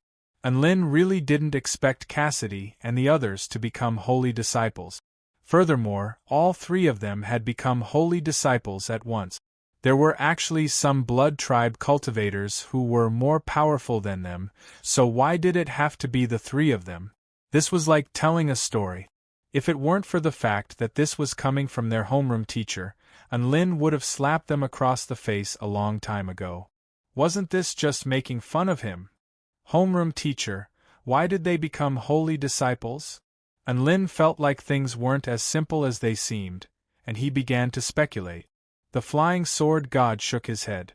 "I'm not sure either. However, after becoming holy disciples, they most likely had to enter some secret place in the blood tribe to reap huge benefits. Perhaps it was some kind of inheritance or some other kind of opportunity. In any case, they won't be able to contact us for now." Unlin wasn't disappointed by this. Instead, he was extremely elated. His 3 underlings had become holy disciples of the blood tribe. This was an extremely exhilarating feeling. He couldn't help but fantasize about how unifying the dark marshlands was just around the corner. The blood tribe city had been completely destroyed, but Unlin and the others didn't stop there. Instead, they began to attack another city. There were a total of 13 blood tribe cities within 500 kilometers of Huangquan City, and the flying sword god was planning to wipe them all out in one fell swoop. Among these 13 cities, 8 of the city lords have gone to participate in the blood tribe holy disciple ceremony, and the most powerful among them is at the half-step soul formation stage. 5 of these cities have soul formation stage city lords. Let's split up into 5 teams and sweep through all of them, the flying sword god instructed. Normally, these cities would look after one another, and even if one of them were to be attacked, they would still be able to hold off the students and teachers while waiting for reinforcements from other cities. But now, the lineup of Flying Sword Gods class was too strong, and they had the chance to attack all these cities at once. This way, the dozen or so cities would have fewer chances to support each other and escape. Coupled with the lack of top-notch combat power in the cities, this was the perfect opportunity for them to wipe them out in one fell swoop. The Flying Sword God, Su Xiaolan, Xianyuan Qing, Su Qianyun, the Clown, and Enlin each led a group of students and began to attack the city. As for Xiaozi, the Flying Sword God knew how terrifying his strength was through certain channels. Because of this, Xiaozi was chosen as a mobile member and was on standby at all times. When the team encountered an emergency, he would be able to rush over in time to provide support. The operation to wipe them all out quickly began. Enlin transformed the chaotic alloy brick into a gigantic black brick and carried the 20 noobs toward the city they were going to attack. The Flying Sword God trusted Enlin very much, so he arranged for the weakest student in the class to be assigned to Enlin. This made Enlin quite depressed. But even the weakest student in the first class had a 9th stage Dao body, which was more powerful than most of the students. Classmate Enlin, what do you want us to do next? A student with a bulky build asked. Should we cheer them on from the side or should we cheer them on? A pretty girl asked in a more direct manner. Enlin's chest tightened. What's the difference between cheering them on and cheering them on? Same old, you guys are responsible for attacking the city, and I'll be responsible for taking care of the top-notch powerful beings in the city as well as the enemies that want to escape. Without experiencing battle, you won't be able to truly grow. Enlin snapped. Their main objective was to destroy the core blood pool of the Blood Tribe city. However, it was equally important to train the students' combat abilities. They couldn't be left lying down for too long. Otherwise, they would be harmed. The students on the black brick were disappointed upon hearing this. However, they quickly composed themselves and their faces were filled with fighting spirit. A majestic black city appeared before everyone's eyes.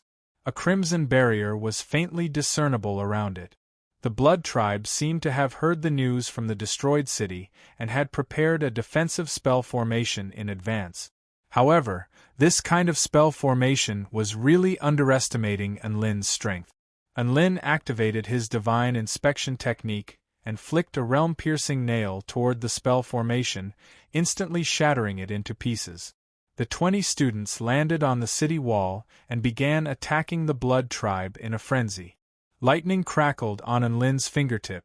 Whenever he saw a spirit-nurturing stage soldier, he would toss a lightning manipulation technique over, instantly obliterating the Blood Tribe soldier.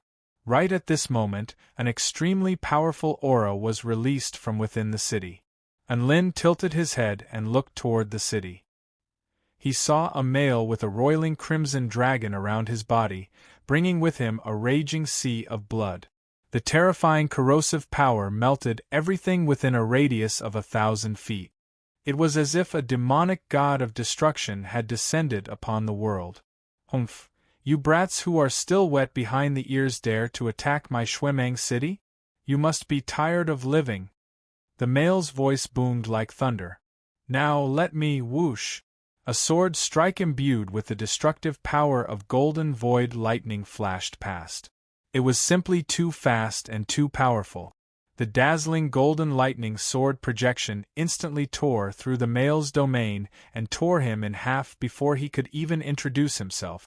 The destructive power of golden void lightning tore through the two halves of the male's body. The male didn't even have a chance to regenerate before his life force was severed. Enlin sheathed his evil-slaying sword, a disdainful expression on his face. Humph! A mere soul formation initial stage trash dares to flex in front of me? Dabai's body trembled. Big brotherin, you've been so cocky lately. Enlin replied in exasperation, I can't help it. I've been fighting return to void stage mighty figures recently. I can't even be bothered to listen to the lines of a soul formation stage weakling. Dabai, can't you just have fun? How can I, who hasn't even reached the half-step soul formation stage, endure this? The Blood Tribe soldiers who were in the midst of battle were scared witless when they saw their city lord being insta-killed. They lost all will to fight and began to flee. Although the students were powerful, there were too few of them. If the Blood Tribe wanted to flee, they couldn't keep everyone here. "Tina, I'll leave it to you," Unlin suddenly said. Tina was sitting on Unlin's shoulder and was spectating the battle on the city wall with a bored expression. She nodded obediently upon hearing Unlin's words. She waved a hand, and over 10,000 specks of white light began to fill the sky like a sea of stars. Then, the stars began to fall. The specks of starlight imbued with a holy and purifying power fell upon the Blood Tribe soldiers.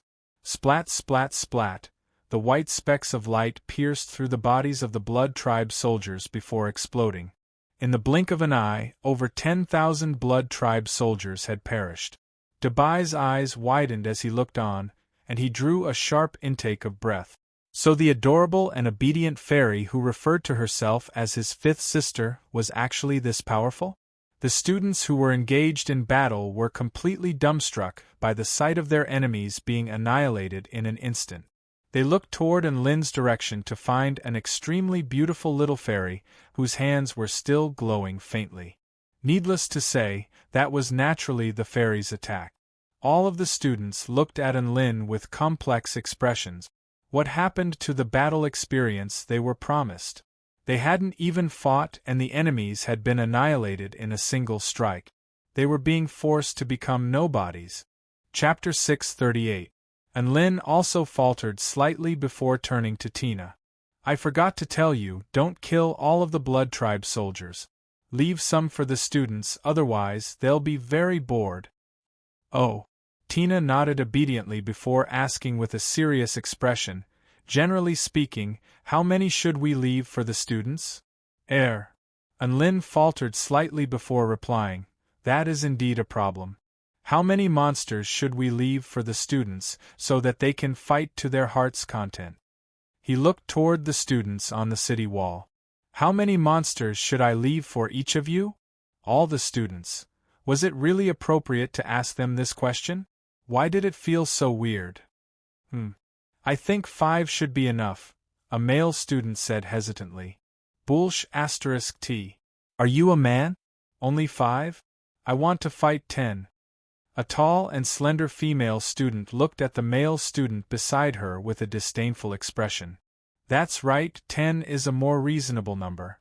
1 against 10 sounds pretty awesome, and it can also be used as a training experience," another male student chimed in.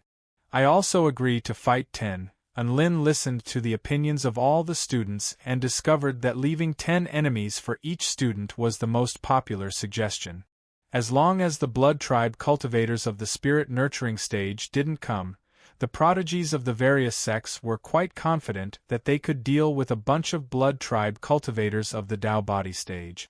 Unlin nodded with a gratified expression before turning to Tina.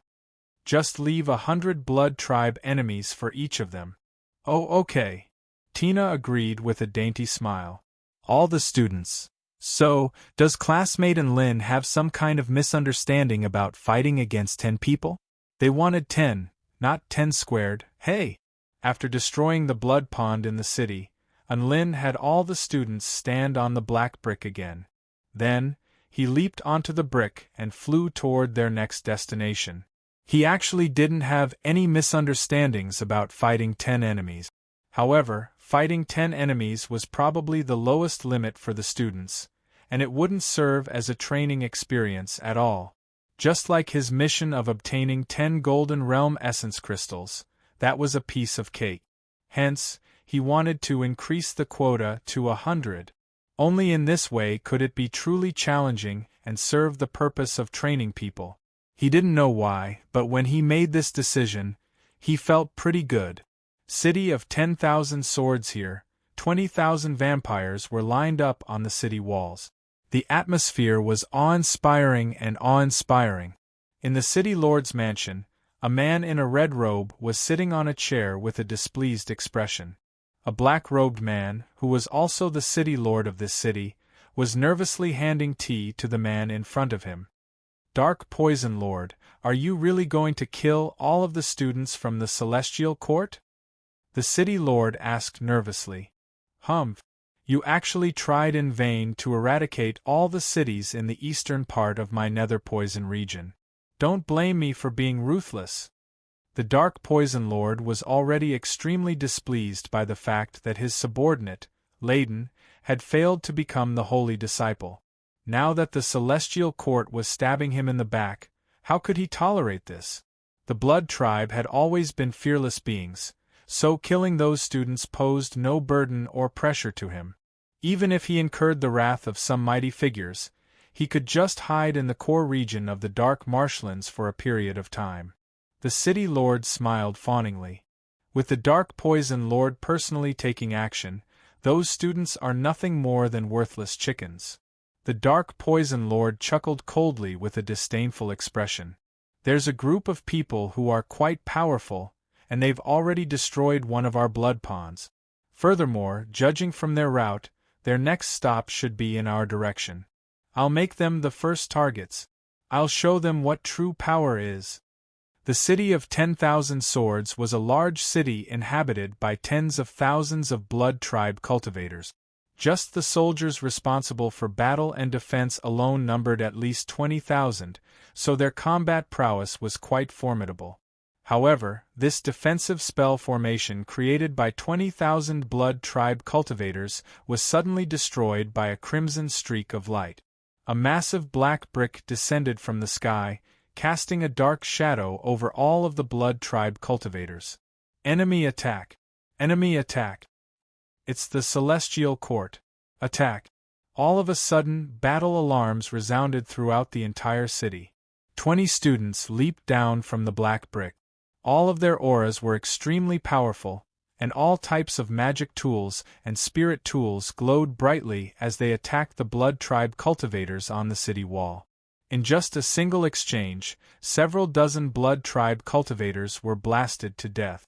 Unlin looked down at the battle on the city wall from above, and he continuously used his lightning manipulation technique to attack the Blood Tribe cultivators of the spirit nurturing stage, who posed a threat to the students. 20 people equals to 2,000 Blood Tribe cultivators, which means I have to kill 18,000 Blood Tribe cultivators. Tina's eyes wandered around the city wall as she counted with a serious expression. She ignored the Blood Tribe residents who hadn't fled from the city. Her only target was the Blood Tribe cultivators who were wielding weapons. A dazzling light burst forth from her Heart Lotus Ice Sword, and she was just about to deliver the final judgment on these Blood Tribe cultivators. Right at this moment, 2 streaks of crimson light suddenly shot out from within the city. One of the streaks of crimson light was surrounded by over 1,000 flying swords, and they were extremely powerful. The aura of the other streak of crimson light was as vast as the ocean, and there was a boundless black mist enshrouding its body. As soon as it appeared, the entire sky lost all color, and the area within a radius of 5 kilometers was transformed into a living hell. The poisonous mist obscured the sky, and the power of annihilation swept through heaven and earth, as if it were going to plunge all living beings into eternal darkness. All of the students shuddered in fear as they looked up at the streaks of crimson light in the distance with pale faces. Not only are there soul formation stage cultivators, but there are also return to void stage mighty figures here. A female student's legs gave out from under her. This was the first time she had faced the might of a return to void stage mighty figure as an enemy. Don't worry, we still have classmate Lin here. He's so powerful, so he'll definitely be fine. A male student offered words of consolation. That's right. God is invincible. Another student offered words of encouragement. The Dark Poison Lord's golden hair danced in the wind behind him, and his crimson eyes were filled with surging killing intent. Arrogant humans, do you really think you're invincible just because you have some measly power? How dare you invade a city of the Dark Poison Realm? I'm going to make sure you never return. Dabai shuddered as he sensed the terrifying aura radiating from the Dark Poison Lord. Big brother hurry up and call Xiaoza over. The enemy is a return to void stage mighty figure. There's no need for that. He's just a return to void initial stage piece of trash. He won't be able to show off for long.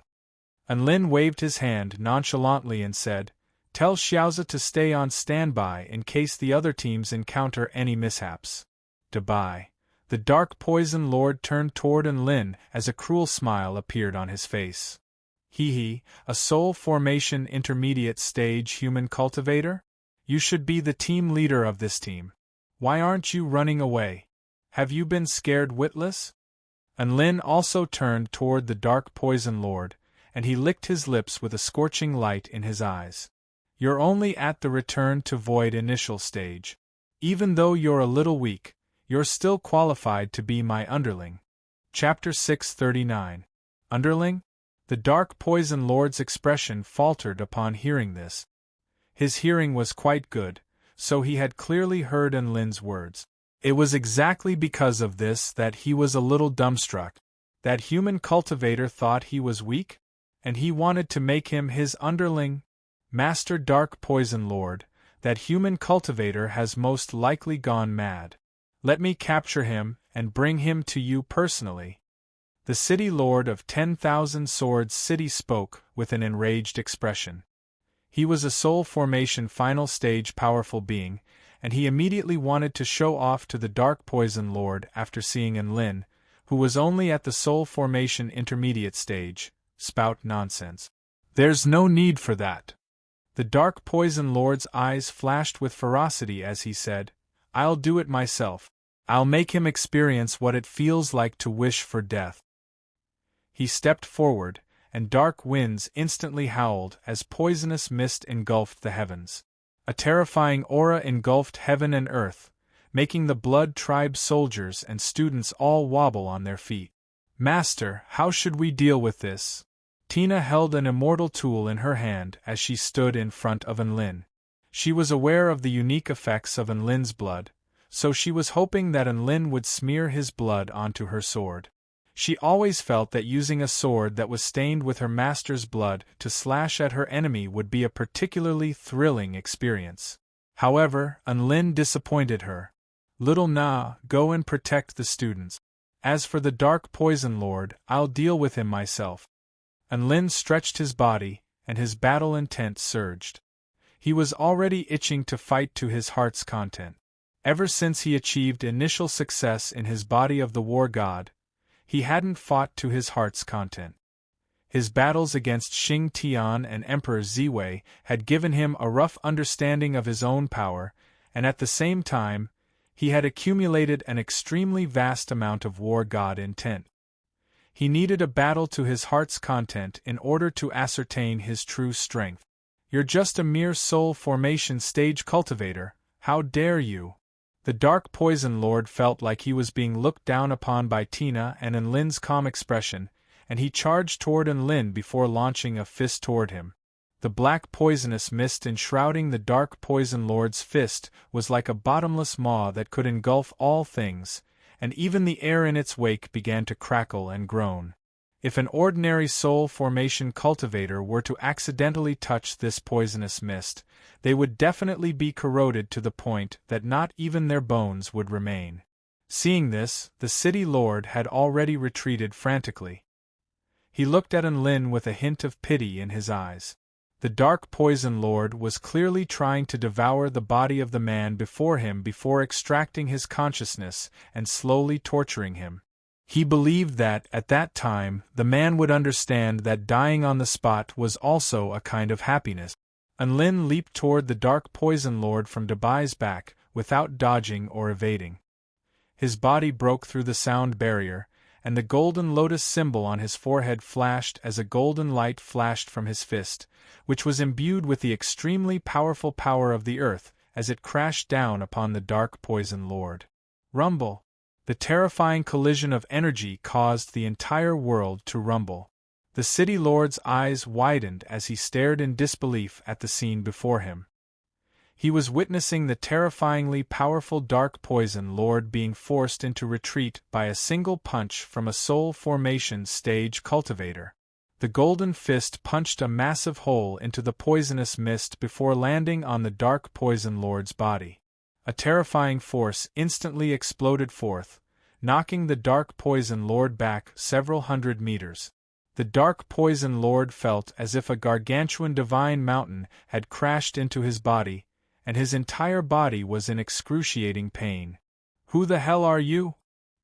He stared at Lin in shock, unable to believe that such a terrifying attack had been unleashed by a soul formation stage cultivator. "Me? I'm your papa." Lin raised his head with a disdainful expression as he unleashed his body of the war god and charged toward the Dark Poison Lord again. The Dark Poison Lord was enraged, and he gritted his teeth as he made a grabbing motion toward Lin. The space within a radius of over a kilometer suddenly congealed. Spatial seal. This was a spatial technique that only Return to Void stage mighty figures could unleash. To cultivators who had yet to reach the soul formation stage, this was the most invincible technique. It could imprison all enemies who had yet to comprehend the power of space, thereby reducing them to meat on the chopping block. A ferocious expression appeared on the Dark Poison Lord's face. No matter how powerful the cultivator before him was, it would all be for naught if he had yet to comprehend the power of space. However, a streak of red light suddenly pierced through the spatial seal, shattering all of his illusions. Wings of wind appeared on Lin's back, and streams of wind revolved around his evil-slaying sword as he abruptly pounced toward the Dark Poison Lord. Lin's speed was boosted to an extremely terrifying level by the addition of the wind sword, and his body left a white trail in his wake as he flew through the air. The black poisonous mist domain surged toward Lin, but Lin showed no signs of resistance as he charged directly toward the poisonous mist. "How dare you charge directly into my poisonous mist? You're seeking death." An elated expression appeared on the Dark Poison Lord's face. However, before he had a chance to celebrate, Lin tore through the poisonous mist completely unscathed and instantly appeared before the Dark Poison Lord. How could this be?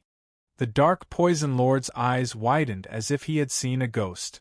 Even a Return to Void initial stage cultivator would be severely wounded if he were to charge into his poisonous mist, let alone a soul formation stage cultivator. However, this cultivator was only at the soul formation intermediate stage, so how could he be completely unscathed? Just as the Dark Poison Lord was in a state of shock, Lin's evil-slaying sword had already slashed down upon his body. The Dark Poison Lord was a Return to Void stage super-powerful being, but even he was struggling to keep up with the speed of Lin's sword. Splat! The Dark Poison Lord hurriedly retreated, but a ghastly gash was still inflicted upon his body by the evil-slaying sword. Blood splattered through the air, and he appeared to be in quite a sorry state. At this moment, the spectating city lord and blood tribe soldiers were completely dumbstruck. What happened to abusing the little kid? Why was the tables being turned now? The Dark Poison Lord was a Return to Void stage mighty figure, a super-powerful being who ruled over an entire territory. How could a powerful being of this caliber be suppressed by a soul formation stage cultivator? Could it be that this Dark Poison Lord was a fake? No, he couldn't be a fake. The city lord shook his head in shock. The Dark Poison Lord was extremely powerful. The power that he could unleash with just a wave of his hand was extremely terrifying. However, the Dark Poison Lord had encountered a soul formation stage cultivator who was even more terrifying than him. That was the truth. However, all of the Blood Tribe soldiers found this hard to accept. Since when could a soul formation stage cultivator contend against a Return to Void stage mighty figure? This didn't make any sense at all. In contrast, the 20 students quickly accepted this reality. "This is the god and I know. He's so handsome," a female student exclaimed with stars in her eyes. "I already told you that with classmate Lin here, we'll definitely be fine." A male student heaved a sigh of relief, as if a heavy burden had been lifted from his shoulders. The biggest reward for this trip is probably witnessing a battle between Return to Void stage mighty figures. This battle has given me a lot of inspiration, a student said excitedly. Wrong. This isn't a battle between Return to Void stage mighty figures. It's a battle between Soul Formation stage mighty figures and Return to Void stage mighty figures. In the sky above, the Dark Poison Lord finally exploded with rage. He let loose an enraged roar, and the poisonous mist around his body surged forth in a frenzy. You forced me to do this. I didn't want to use this technique, but now I'm going to give you a taste of my heart of 10,000 poisons. The inky black poisonous mist surged forth in a frenzy, and it was as if the ocean had poured into the world, instantly engulfing the entire city. Tens of thousands of blood tribe cultivators were engulfed by the boundless poisonous mist, and they howled in agony before their bodies and souls were destroyed in less than a breath's time. The city lord fled into the distance with all his might, but he was still unable to escape the spreading poisonous mist. His soul formation stage body began to slowly turn black and rot. He wailed in anguish as he frantically unleashed spell techniques to defend himself. However, 10 seconds later, he was still reduced to a puddle of black blood and was completely corroded. Heaven and earth fell into a vast expanse of darkness. Only Tina, who was protecting the 20 students and Dubai, was still like a lantern in the dark night, emitting a faint glow. Chapter 640. The Dark Poison Lord's eyes were crimson, and after devouring tens of thousands of blood tribe cultivators, he was like a fiend celestial that could destroy the world. The poisonous mist engulfed heaven and earth, and not only the lives of the blood tribe cultivators, even the entire city of 10,000 swords was slowly being melted by it. This was a truly apocalyptic spell technique. Who would have thought that you would be able to survive in this poisonous mist? The Dark Poison Lord's eyes pierced through the dense poisonous mist, and a hint of surprise flashed through his eyes as he caught sight of Enlin. He extended a hand, and a pure burst of black mist surged toward Enlin. Enlin carefully sensed the fearsome power around him, but he didn't unleash any defensive spell techniques. He knew that his body of the war god would be able to handle this kind of power with no issues. He knew roughly what the limits of his own body's defenses were. This was all thanks to his battle with Emperor Ziwei that he had come to understand this profound truth. It was exactly because of this that he knew that he was far from reaching that limit. Boom! An even more fearsome black mist swept toward him. Enlin unleashed his divine sense to its fullest extent, and he was able to ascertain the location of the black mist. Bam! The black shockwave caused the air to twist and warp. His body tore through the air again, and he unleashed his wind spirit and wind sword as he charged toward the Dark Poison Lord. A streak of white light sliced through the black mist before crashing down upon the Dark Poison Lord. However, the Dark Poison Lord's speed suddenly became extraordinarily fast, and his body flashed to Enlin's side like a ghost, allowing him to evade the wind sword technique. His claws were as sharp as blades as they slashed toward Enlin. Whoosh! His razor-sharp claws tore through the air, leaving a black line in their wake before crashing into Enlin's body. A massive gash instantly appeared on Enlin's clothes. Immediately afterward, his skin came into contact with the sharp claws, and an extremely fearsome force traveled through his body, striking him with an extremely sharp pain. Whoosh whoosh! The sharp claws transformed into inky black streaks that struck Enlin's body like bolts of lightning, and an extremely sharp screech sounded. Enlin's body flew backward. Faint divine light flowed from the point of contact. Such a terrifying attack was still unable to tear his body apart. The Dark Poison Lord faltered slightly upon seeing this, but he immediately pounced toward Enlin again without any hesitation. In my nether poison world, my speed and strength are greatly enhanced. You are no match for me. The Dark Poison Lord's claws were like swords and sabers, and they slashed through the air in a series of lethal trajectories. At the same time, The poisonous mist around him was like an omnipresent corrosive attack that relentlessly attacked Unlin's body. Unlin unleashed his endless night sword technique and unleashed one extremely domineering sword projection after another. The black sword projection clashed with the dark poison lord's sharp claws, reducing everything within a radius of over a kilometer into rubble. Unlin's sword strikes were unable to keep up with the dark poison lord's attacks, and he was also being completely outclassed in terms of power. Basically, every time an Unlin struck the dark poison lord, his body would be struck 3 times. As a blood tribe returned to Void's stage mighty figure, the Dark Poison Lord possessed extremely powerful regenerative abilities. The wounds inflicted by the evil-slaying sword healed at a rate discernible to the naked eye. Ha ha ha! When it comes to battles of attrition, no one can compare to us blood tribe cultivators. The Dark Poison Lord had the upper hand, and he chortled gleefully as he unleashed even more powerful spell techniques. Within Tina's white barrier of light, all of the students stared at the dense black mist with nervous expressions on their faces. The battle between Unlin and the Dark Poison Lord had already been obscured by the black mist, so they couldn't see what was going on inside. However, the Dark Poison Lord's triumphant laughter traveled clearly into their ears, and it was quite clear that Unlin was already on the back foot. All of the students were completely entranced by Unlin's battle, and many of them were even clenching their fists as their bodies trembled uncontrollably. "Senior Tina, why don't you go and help as well? Just get us out of the range of the poison mist." A determined expression appeared on one of the students' faces, as if they had made up their minds. Many of the students immediately chimed in with his word. They didn't want to become Unlin's burden. Now that Unlin was in a difficult situation, they naturally knew what to do. Tina faltered slightly upon hearing this, as if she didn't expect the students to say something like this. She turned her gaze toward the students, and she suddenly felt like all of them were good people just like Unlin. "There's no need for that. I'm afraid that you won't be able to evade the poison mist once it expands." A sweet smile appeared on Tina's face as she said, "Besides, my master won't be defeated so easily. He's extremely powerful."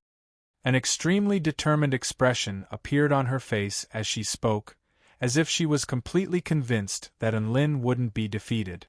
That expression even made some diehard fans lower their heads in shame. That's right, in Tina's heart, Unlin had always been a very reliable and safe person. Therefore, as long as Unlin didn't ask for help, she wouldn't interfere. She believed that Unlin would win. A white sword projection sliced through the boundless black mist before crashing down toward the Dark Poison Lord, as if it were a divine weapon capable of dispelling all darkness. Supreme nightless daybreak. The Dark Poison Lord's expression changed drastically. Even though he had set up a spatial poison mist barrier in front of him, it was still sliced in half by that terrifying sword strike. Blood splattered in the air. Everyone saw the figure standing proudly in the void like a god of war. The long sword carried endless white light, becoming the only source of light between heaven and earth. The Dark Poison Lord's body had already been sliced in half, and blood splattered through the air. The boundless poisonous fog that covered the sky was cleaved in half by the daybreak sword slash. Sunlight began to shine on the ruins of the city of 10,000 swords, as if everything had been settled. "He won?" some of the students murmured. "As expected of Godin, he really won." Some of the female students began to yell with elation. However, before some of the students could even come to their senses, Tina shook her head. "Not yet, his life force is still present." All of the students faltered upon hearing this. When they looked up into the sky again, they discovered that the Dark Poison Lord's body had been drawn by some kind of power, and it had fused together as one again. The Dark Poison Lord's features were a little pale, but a smug smile appeared on his face. "You've lost. Your aura has weakened significantly, so I'm sure you won't be able to unleash that attack a second time, right?" Inky black poison mist enveloped his claws as he spoke, and a ferocious expression appeared on his face. "But I still have a lot of power." Your defenses require energy to maintain, and I'll be able to break through your body sooner or later, seal your consciousness, and torture you with poison for over 10,000 years. Unlin panted heavily as he heaved a forlorn sigh. You're too weak. No, you're not weak. You're very powerful. I've never seen a soul formation stage cultivator as powerful as you. It's a pity that your opponent is me. A rare expression of approval and praise appeared on the Dark Poison Lord's face as he continued, If you kneel down and beg for mercy now and become my slave, I might consider sparing your life. Unlin looked at the Dark Poison Lord with a pitiful expression. I think you might have misunderstood something. What I meant was that you're too weak, Dark Poison Lord. What happened to flattering each other? Is this how you King talk? The veins on the Dark Poison Lord's forehead bulged, and he completely dismissed the idea of taking Unlin as his slave. Right now, his only thought was to poison the physical body of the man in front of him, and then let him have a taste of life worse than death, and torture him for 10,000 years. Furthermore, someone like you wants to take me in as a servant? Unlin chuckled as if he had been amused. Do you know that I have 3 slaves who just so happen to be the holy disciples of your blood tribe? Chapter 641. The holy disciple is your servant? The Dark Poison Lord faltered slightly upon hearing this before chortling with glee. Ha ha ha ha. You're about to die and you're already playing dumb? You think the holy disciple of the blood tribe is someone you can talk about? And you say he's your servant? Ha ha. Unlin's words really did seem to be quite hilarious. In any case, the Dark Poison Lord was laughing. Unlin couldn't be bothered to prove his words to the Dark Poison Lord. He was going to let the Dark Poison Lord laugh for as long as he could. Otherwise, he wouldn't be able to laugh anymore. He pulled out his evil-slaying sword and made a small cut on his arm. Blood stained the evil-slaying sword, making it appear even more sinister. The Dark Poison Lord faltered slightly upon seeing this. How was it that Unlin was able to pierce through the defenses that he had unleashed all of his power to no avail? Could it be that Unlin was already able to control the intensity of his flesh and blood at will, and he had already reached a level where he could control his flesh and blood to the finest detail? Also, why was he staining his sword with blood? Could it be that he was going to unleash some kind of blood sacrifice spell technique? The Dark Poison Lord's mind raced, and he didn't dare to underestimate his opponent as he focused his attention on Unlin. A smile appeared on Unlin's face. Now it's time to purify your life force. A black mist began to emanate from his body, and his aura soared explosively, instantly reaching the pinnacle of the soul formation stage. The Dark Poison Lord's expression shifted slightly as 8 poison dragons over 10,000 feet in length appeared beside him. They revolved in the air, exuding a terrifying aura that threatened to crush heaven and earth. Unlin stepped forward, and his body instantly broke through the sound barrier as he pounced toward the Dark Poison Lord. The Dark Poison Lord didn't dare to get complacent, and he waved a hand through the air, upon which 3 poison dragons opened their massive, corrosive mouths before pouncing toward the oncoming white figure. Unlin's evil-slaying sword shuddered slightly, and boundless darkness instantly descended, plunging the entire heaven and earth into darkness. At the same time, everything fell silent, and all auras and senses were instantly stripped away. 6 strikes of the war god Shadow Tiger. The Dark Poison Lord felt death envelop his entire body in that instant, but he remained extremely calm as he instantly enveloped his remaining 5 poison dragons in a defensive barrier. However, right at this moment, a black vortex suddenly appeared beneath his feet. At the same time, an extremely terrifying gravitational force instantly formed, as if it was going to suck in the entire world. Regardless of whether it was the air, the vital energy, the vast expanse of poisonous mist, or the Dark Poison Lord's body, all of them were struck by an extremely fearsome gravitational force. It was like a deep black hole that could devour everything in the world. The Dark Poison Lord and the black dragons around him both faltered. At this moment, a black figure broke through the poison dragon's cocoon at lightning speed before appearing behind the Dark Poison Lord. The evil-slaying sword, which was stained with blood, slashed a massive gash into the Dark Poison Lord's body. Courting death. The Dark Poison Lord was wounded again, and a strong sense of humiliation welled up in his heart. He began to retaliate with all his might, and the 8 poison dragons pounced toward Enlin with unstoppable force. Enlin couldn't continue to maintain the abyss gravity. He opened his wings of wind and retreated frantically to avoid the poison dragon's attack. It doesn't matter how many times you injure me. You will be the one to lose in the end. The Dark Poison Lord's sinister voice sounded from the depths of hell. One poison dragon after another caught up to Enlin and bit at Enlin relentlessly. However, Enlin's body was like an indestructible diamond. No matter how the poison dragons bit at him, his body remained completely unscathed. My apologies. You're really weak, much weaker than even Merlin. However, I can still accept you as my underling. Enlin used his evil-slaying sword to slice through a poison dragon over 10,000 feet in length before speaking with a smile. You're still running your mouth when you're about to die. Let's see how long you can last. A vicious expression appeared on the Dark Poison Lord's face, and his attacks became more and more ferocious. Aren't you curious why I smeared my blood on my sword? Your body has already been stained by my blood. You are about to be purified by my holy blood. Enlin spoke with a smug expression. He didn't even need to retaliate. All he had to do was evade the Dark Poison Lord's attacks and wait for his blood to take effect. The Dark Poison Lord chuckled coldly upon hearing Enlin's words. Nonsense. He didn't even get a chance to finish his sentence before he suddenly felt an unprecedented power coursing through his body. This power instantly swept through his entire body, bringing with it a destructive power. The Dark Poison Lord's eyes widened as he clutched his chest with one hand. He stared at Enlin with an agonized expression. What did you do to me? Nothing much. I told you, my blood has a purifying effect on you. Enlin held his evil-slaying sword in front of him as blood flowed down its blade.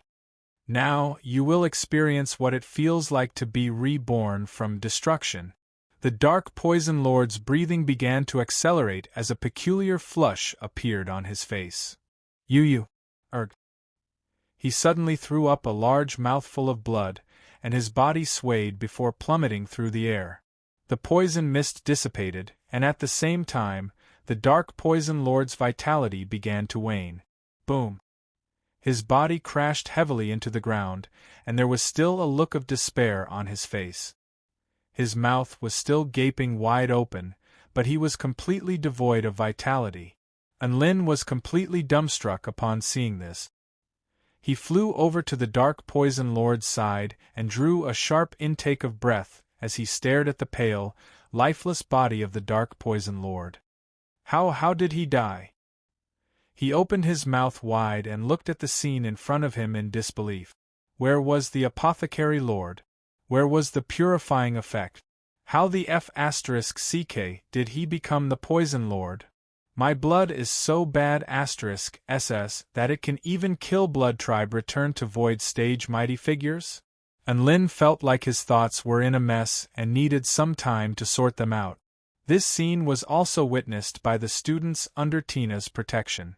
They saw Enlin turn from offense to defense after wounding the Dark Poison Lord, and then the Dark Poison Lord's sudden death, upon which they all erupted into raucous cheers.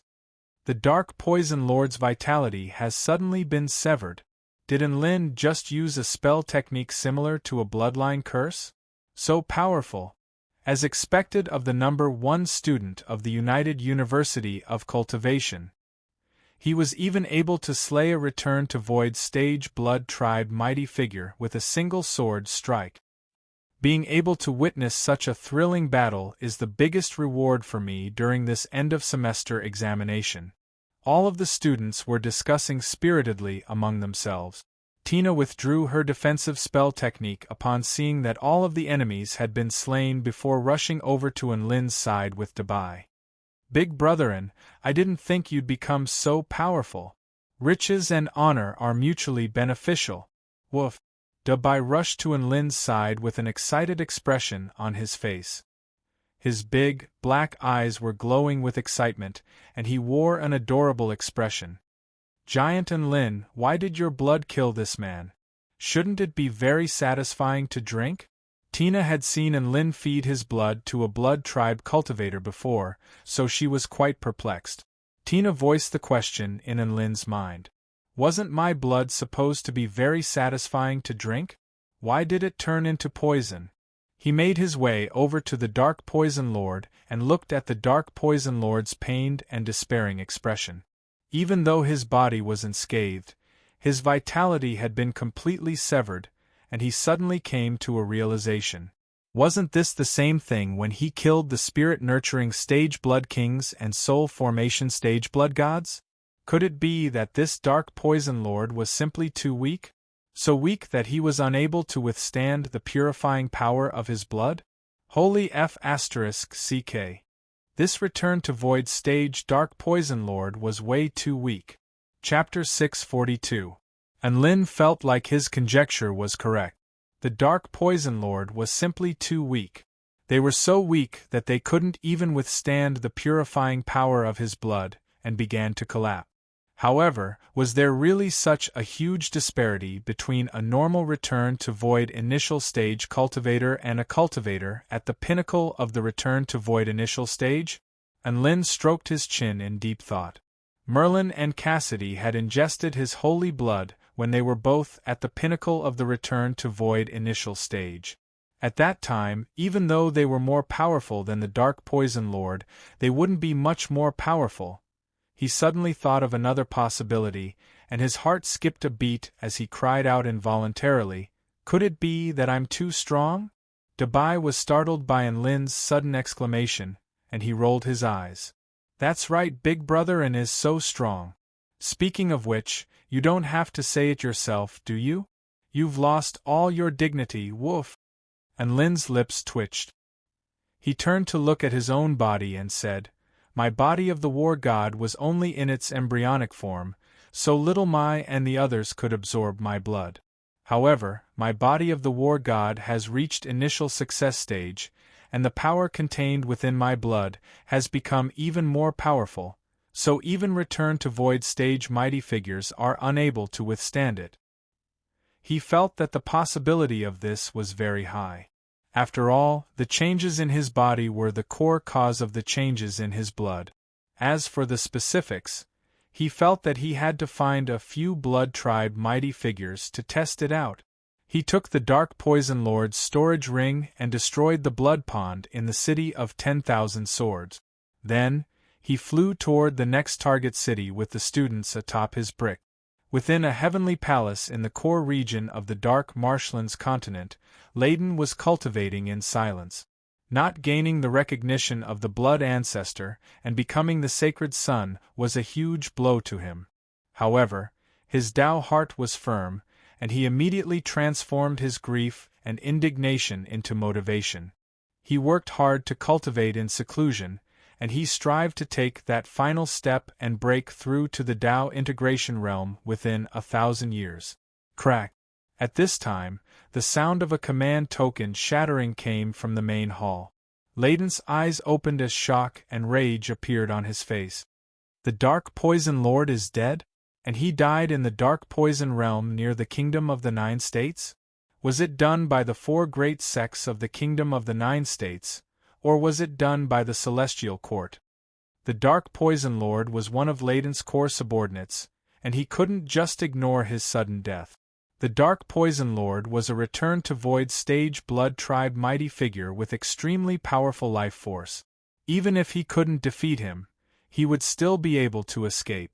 To be able to slay him in the Dark Marshlands, his opponent had to be extremely powerful and had to have mobilized multiple return to void stage mighty figures or return to void final stage super mighty figures. Therefore, it was most likely the Heavenly Court or the four major sects who could do this. Dark Poison Lord, I'll definitely avenge you. Layden's eyes narrowed and his expression darkened. Like, he was and that he, Poison Lord, that he, a god. Its son.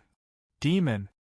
In heaven and heaven, dynasty king that, dynasty, realm, the dynasty, the entire world turned into a hell of lightning. Tens of thousands of vampires were blasted to death by the lightning, and not a single one of them could escape. At the very top of the dark clouds, a black dragon that was thousands of feet long and had a metallic luster all over its body stretched its head out and appeared in the world. A terrifying pressure engulfed the entire city as if a divine dragon had descended into the world. He yawned. There's no one who can fight. This is already the third city. Also, why are they so slow? Forget about the others. Master is so strong, why hasn't he conquered the second city after so long? 5 teams, 13 cities. Xiaoza had already destroyed the third city, but he still hadn't seen any signs of the other teams. It was clear that they hadn't even conquered the second city. Could he have met with some sort of trouble? Xiaoza was taken aback at first, but then he shook his head and said, "That's impossible. No one is contacting me through my voice transmission talisman. They must be trying to train the students, so they're a little slow." As a mobile member, as long as there was trouble, he could cross space and rush over as fast as he could.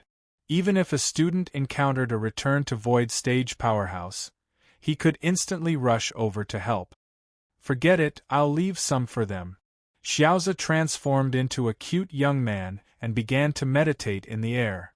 Not long after that, he saw Lin flying toward him atop his brick. Huh? Little Xiao, you've already conquered this city? Lin asked with a surprised expression. Master. Xiaoza greeted him with a wide grin. Not only this city, but I've also conquered the 2 cities behind it. Lin nodded with a gratified expression. Thank you for your hard work. I just killed a blood tribe return to void stage mighty figure, so I was delayed for a while. Haha, it's fine, Master, I understand. Xiaoza nodded with an indifferent expression. Lin's face convulsed slightly. My disciple, where's your astonishment? Why are you acting so matter-of-factly? How am I supposed to flex in front of you when you're like this? As Xiaoza's master, Lin was still feeling a little guilty. Hence, he wanted to prove himself through some accomplishments so that his disciple would revere him and maintain his dignity as a master. But now, it looked like his accomplishments weren't enough to shock his disciple. Not long after that, Su Xiaolan also arrived. She was hoisting a group of students behind her using a cloud and mist spell technique, and there was an expression of excitement on her face. It was clear that she had enjoyed the battle just then. Xiaolan, I just killed a blood tribe returned to void stage mighty figure in a one-on-one battle. Lin's eyes lit up as he spoke with a smug expression.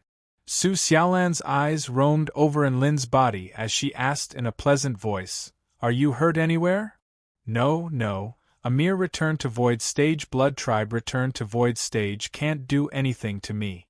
Lin puffed out his chest with a smug expression. The wound that he had sliced open by himself had already been healed by the evergreen technique. Oh.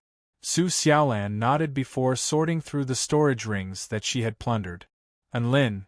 Su Xiaolan raised her head, and she seemed to have noticed Lin's eager-to-praise expression. Her brows perked up slightly, and a faint smile appeared on her face. Lin, you're the best. You even defeated a return to void stage blood tribe return to void stage. Lin. You flatter me, it's just a small matter, not worth mentioning. For some reason, he wanted Xiaolan to praise him, but he couldn't bring himself to be happy after being praised. He soon came to a realization. It had to be because Su Xiaolan wasn't shocked. Not long after that, the team led by the Flying Sword God and Xiao Chou also returned. They were all in good spirits, and even though there were some injuries on their team, none of them had perished. This was already the best result they could hope for. Not long after that, the team led by Xianyuan Qing and Su Qianyun also returned. And Lin's eyes widened upon seeing their team, and he couldn't help but draw a sharp intake of breath. He was astonished. Chapter 643. Xianyuan Qing and Su Qianyun returned with a group of students, but they were in extremely sorry states. It wasn't that they were severely injured, but rather that they were in extremely sorry states. Most of the students' clothes had been reduced to rags, and their faces were black and charred. Those who didn't know them would think that they were beggar sect disciples. And Lin immediately understood what was going on. Big Brother Qing, did you use your nuclear bomb domain again? What nuclear bomb domain? I used my myriad spirit Taichi Yin-Yang coexistence domain. Xianyuan Qing replied with a serious expression. Su Qianyun pouted with a resentful expression. I didn't see Yin, I only saw Yang. All the students chimed in agreement. It was obvious that they had suffered greatly. Xianyuan Qing blushed as he said in a low voice, my enemy was a soul formation final stage cultivator. He was too powerful, so I couldn't help but use my domain. It was quite clear that the unlucky blood tribe cultivator had been blasted to death by Xianyuan Qing's nuclear bomb domain. It was a pity that Su Qianyun was as beautiful as a flower, but she now looked like a little black cat. And Lin pulled out his phone and snapped a photo of these, adorable, students as a souvenir. Xianyuan Qing's handsome, dark-skinned face was tinged with guilt and embarrassment. Su Qianyun's adorable, dark-skinned eyes, but there was a hint of bitterness on her face, and her classmates' expressions of class rep, I was wrong about you, all froze in the frame. He put away his phone with a joyful expression. It would definitely be very interesting to look at these photos and reminisce about these events in the future, right? The homeroom teacher was ecstatic to see all of the students return safely. It was very normal for casualties to occur in a battle between the cultivators of the Celestial Court and the Blood Tribe. However, this group of students had minimized the number of casualties and none of them had perished. This was extremely unimaginable. It could be said that they had secured a resounding victory in this battle. Everyone returned to Yellow Spring City, and the Flying Sword God reported the results of Class 1 to the Celestial Court Executive Department of the Dark Marshlands. The report this time had given the Celestial Court's Executive Department quite a scare. What? There were a total of 14 major cities of the Blood Race within 500 kilometers of Yellow Spring City, and all of them had been destroyed? The number of students who died was 0? And Lin had even killed the Dark Poison Lord who ruled over an entire territory. The staff of the Celestial Court's Executive Department looked up at the sky. Was this something that a class from Xiaoxian United University could do? Most of them had graduated from the United University of Cultivation as well, so they were all looking at these newbies from the perspective of seniors in the Dark Marshlands. Only now did he realize that this was no newbie at all. It was a ferocious and powerful prehistoric beast. This group of students had cleanly wiped out the forces of 14 major Blood Tribe cities, and even killed a Blood Tribe mighty figure. As seniors, they suddenly felt that they didn't know how to face this group of junior brothers and sisters. Sigh. I'm such a lazy bum. A man from the executive department sighed with emotion after looking at the battle report for a long while. Thinking about it from another perspective, it's actually not a bad thing. Our work has become a lot easier with their arrival. At the very least, we can relax for a while. A woman in a red dress chimed in with a faint smile. I've heard that there's a class of supremely talented students in our university, and I've finally seen what they're capable of now. A muscular man grinned, revealing a row of pristine white teeth. We can't get complacent yet. The destruction of the city isn't a big deal, but we've lost a Return to Void stage Blood Tribe mighty figure, so we have to be wary of the vengeance of the other Blood Tribe mighty figures. A handsome man with skin as fair as jade and pink rouge on his lips spoke as he waved his fan. I know, Department Head Chen. I'll tell everyone else to be more vigilant. The woman in the red dress waved a hand with a nonchalant expression. Yang Ruoling, don't you know Lin? What do you think of him? The seductive man asked. Him? I've only seen him when I first entered the ancient Tai Chu realm. In any case, he's a super backdoor entrant. I'm going to have to rely on him if I want to become the palace leader of the Flower Palace in the future. The woman in the red dress replied with a smile. The man's expression darkened. Be serious. Yang Ruoling pursed her lips. He's very powerful, and he seems to have his own unique inheritance. He also has a lot of trump cards and all types of powerful forces that he can rely on. In any case, as long as he's not up against super mighty figures at the Return to Void Pinnacle stage or Dao Integration stage, he should be able to handle everything. Also, Department Head, don't count on Lin to come to our executive department. He's most likely going to stay at the main department in the future. The man was not displeased in the slightest upon hearing this. Instead, a gratified smile appeared on his face. I'm very happy to have someone like him in the Celestial Court. Seeing as he already has the ability to handle the vast majority of situations, let's focus on the other cities. In Huangquan City, the city lord held a lavish banquet to celebrate the triumphant return of all the students. On this day, the entire city erupted into a joyous celebration after the residents received the news. All of the nearby enemies had been wiped out, and even the blood tribe cultivators had been killed. How could the residents not be elated? This day was even livelier than the New Year. Their class mission was to assist the soldiers of Huangquan City in battling the Blood Tribe.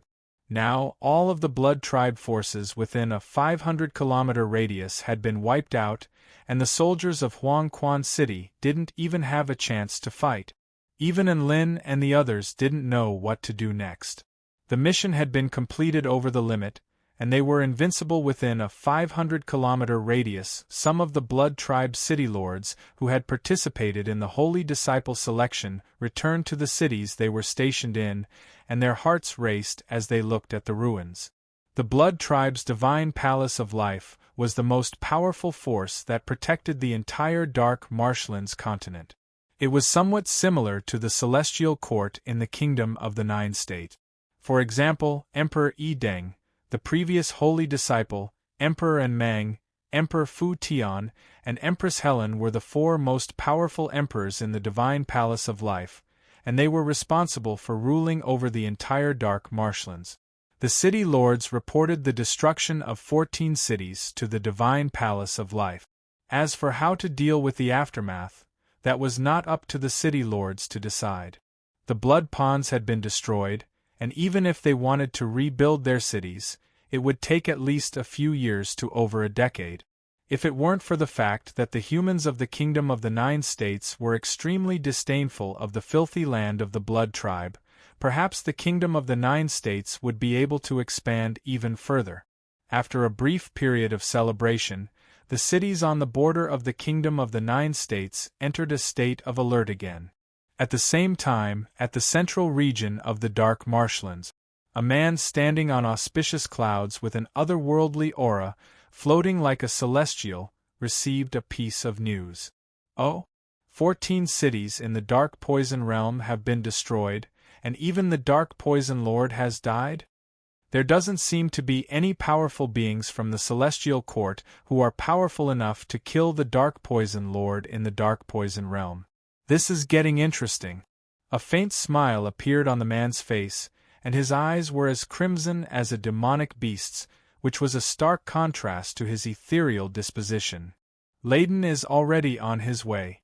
Daisy, you should go and have a look as well. There's no need to interfere, just observe from the shadows. Yes, Emperor Fu Tian. A beautiful woman with short golden hair stepped out from the cloud and mist. She bowed to the man before disappearing into the cloud and mist again. Chapter 644. Huangquan City. The mission of the first class of students was to cooperate with the soldiers in the city to defend against the Blood Tribe. Now that all of the Blood Tribe in a radius of over 500 kilometers had been wiped out, all they could do was stand on the city wall and stare blankly at nothing. Some students suggested pushing the front line toward the dark marshlands, but all of these suggestions were vetoed by the Flying Sword God. The Blood Tribe had already realized that they could be ambushed if they attacked recklessly. Some of the neighboring cities had also benefited from their previous battle. Many of the students had been forced to slack off as well. They stared blankly at the vast and empty continent, not knowing what to do. In the past, there would still be a few Blood Tribe scouts, but now there weren't even any mosquitoes to be seen. Lin had set up a table of mahjong atop the city wall, and he was currently playing the game. He left the scouting on the city wall to his disciple. Xiao Zhe was a powerful being at the pinnacle of the Return to Void intermediate stage anyway, and his divine sense was comparable to that of a first-rate sect, so it was safest for him to stay here. Bam! F***CK. Su Xiaolan waved a hand outward with a dainty smile. That's it. Every word is the same. Lin, Dabai, and Xianyuan Cheng all heaved forlorn sighs. Xiao Chou handed over 8 stuffed buns ignored by Dabai to Xiaolan as his spoils of war. All of the spectating students stared at Lin and the others with scorching light in their eyes. They also wanted to play mahjong like this. Tui. They also wanted to play stuffed buns like this. Wrong, that's what it meant. 100 steamers meant 1,000 stuffed buns in total, which was enough for them to play for an entire day. Lin saw a hint of yearning in Su Qianyun's dreamy eyes, and he immediately relinquished his seat. Come on, you can play as well. Can I really play? But I don't really know how to play. Su Qianyun was a little hesitant as she looked at the mahjong on the table with a hint of curiosity mixed with nervousness. Sure, you can just lose a bit more. Lin smiled. Just like that, Lin gave his seat to Su Qianyun. Then, Su Qianyun perfectly fulfilled Lin's words and lost a little more. Some of the spectating students saw the 4 players playing mahjong on the table, and they had a rough idea of how they were going to play. They used a spell technique to create a bunch of mahjong tiles and began to play as well. However, the stakes weren't as high as Dabai ignores steamed bun, and they were only betting on some spirit stones and pills. Gradually, a wave of mahjong became popular on the city wall. After the Flying Sword God and City Lord Qing Fei finished their business, they walked up the stairs and headed towards the stronghold. Haha, fellow Taoist Ling Xiao, your student is really a dragon among men, a proud son of heaven. Such responsible and powerful students are like the dazzling new stars of the celestial court. Their radiance will definitely illuminate the entire kingdom of the 9 states in the future. City Lord Qing Fei praised loudly with a smile on his face. The Flying Sword God was very proud of himself, but he still maintained a modest expression. You're too kind, fellow Taoist Qing Fei. They're only average and outstanding. They still have a long way to go. Your soldiers are well trained and are the elite soldiers of the state. I observed your soldiers training before and found that they are extremely proficient in the use of joint spell formations. Their morale and battle intent are all one and the same, which is truly admirable. It's exactly because of your protection that the kingdom of the 9 states is not invaded. The 2 of them exchanged pleasantries as they walked out of the circular gate and appeared on the city wall. Then, both of them were stunned by the scene that unfolded before them. Crackle, crackle, crackle. I touch. Ha, I'll screw you. I lose it. I throw it. I touch again. I win. Tui. You're cheating. Do you know how to play? On the city wall, the students set up tables and began to play mahjong. Of course, there was also a small group of students who silently gathered together to play landlord. The scene was so beautiful that the Flying Sword God couldn't even imagine it. Even City Lord Qing Fei's lips twitched. He had just been praising the students with all his might just a moment ago, but this joyous mahjong scene on top of the city wall made his face burn with embarrassment. Although the flying sword god's mood fluctuated and his gaze shifted elsewhere from time to time, at the very least, he still stuck to his post. On this point, the students were completely outclassed. Thankfully, his performance just then was a bit more modest and he didn't directly respond to the city lord's praise. Otherwise, he would have been completely humiliated by these students. However, thinking about it, these students were only around 20 years of age and had spent most of their time cultivating. They had never gone through the military-style training of the military, so their mental state and discipline were still quite lacking compared to the soldiers. Thus, it was understandable that this would happen. Ahem, students, what are you all doing? The flying sword god braced himself and spoke in a loud voice. Bang! I'll screw you! Ha ha! The flying sword god's flesh crawled, and he was just about to flare up. At this moment, a student raised his hand and reported, "Homeroom teacher, we're playing mahjong." The flying sword god's face convulsed. What the **ck is this? I'm asking you what you're doing because I'm condemning what you're doing, not actually asking you what you're doing. Did all of you cultivate to the point that there was something wrong with your brains? Some students understood the meaning behind the homeroom teacher's words, and they offered an explanation. Senior Xiaozi is responsible for the safety of Huangquan City, and his divine sense is extremely powerful. If he can't find us, then we definitely won't be able to either, so why don't we do something else? The flying sword god faltered upon hearing this, and he sighed with emotion in his heart. That sounded quite reasonable. Could it be that his excuse for scolding the students was also gone as well? He turned his gaze toward a certain spot on top of the city wall, where a handsome young man in black sat with his legs crossed. His eyes were tightly shut, and he seemed to be in a certain state. That young man was none other than Xiaozi, who was responsible for the safety of Huangquan City. The flying sword god felt like Xiaozi's condition was a little strange. Why was his body swaying slightly? He made his way over to discover that there was still a translucent liquid hanging from the corner of Xiaozi's lips, and his body was swaying unconsciously in the wind. The flying sword god's chest constricted, and he roared with rage in his heart. Was this really King City Guard? Are you sure he's not sleeping? My God! These students must have gotten a little too full of themselves. The flying sword god felt like it was time for him to teach his students the right outlook on their profession, cultivation, and values. Unlin made his way over to Tina, who had her eyes closed, as if she were meditating. Unlin extended a finger and poked the fairy's delicate face. It was soft and bouncy to the touch, as if it were an egg that had just been peeled off its shell. Tina slowly woke up, and her gem-like eyes stared at Unlin, blinking in an extremely mesmerizing manner. "How's the Divine Mirror World?" Unlin asked. The Divine Mirror World was a name that Unlin and Tina had decided on after some discussion. It implied that the gods had created this mirror world with Qi Lu City of the ancient Tai Chu realm as the foundation. A peculiar expression appeared on Tina's face as she extended a slender finger and pointed it toward Unlin's forehead. See for yourself. Chapter 645. Unlin appeared in the air above Qi Lu City, and an expression of surprise and elation appeared on his face as he looked down at the city that was gradually becoming more and more prosperous. Not bad, there are over 1,000 people now, right? They've all become a small tribe now. He saw the familiar faces of Adam and Eve. These two primordial humans were blessed by the heavens, and their appearances were even younger than their children's, as if they would never age.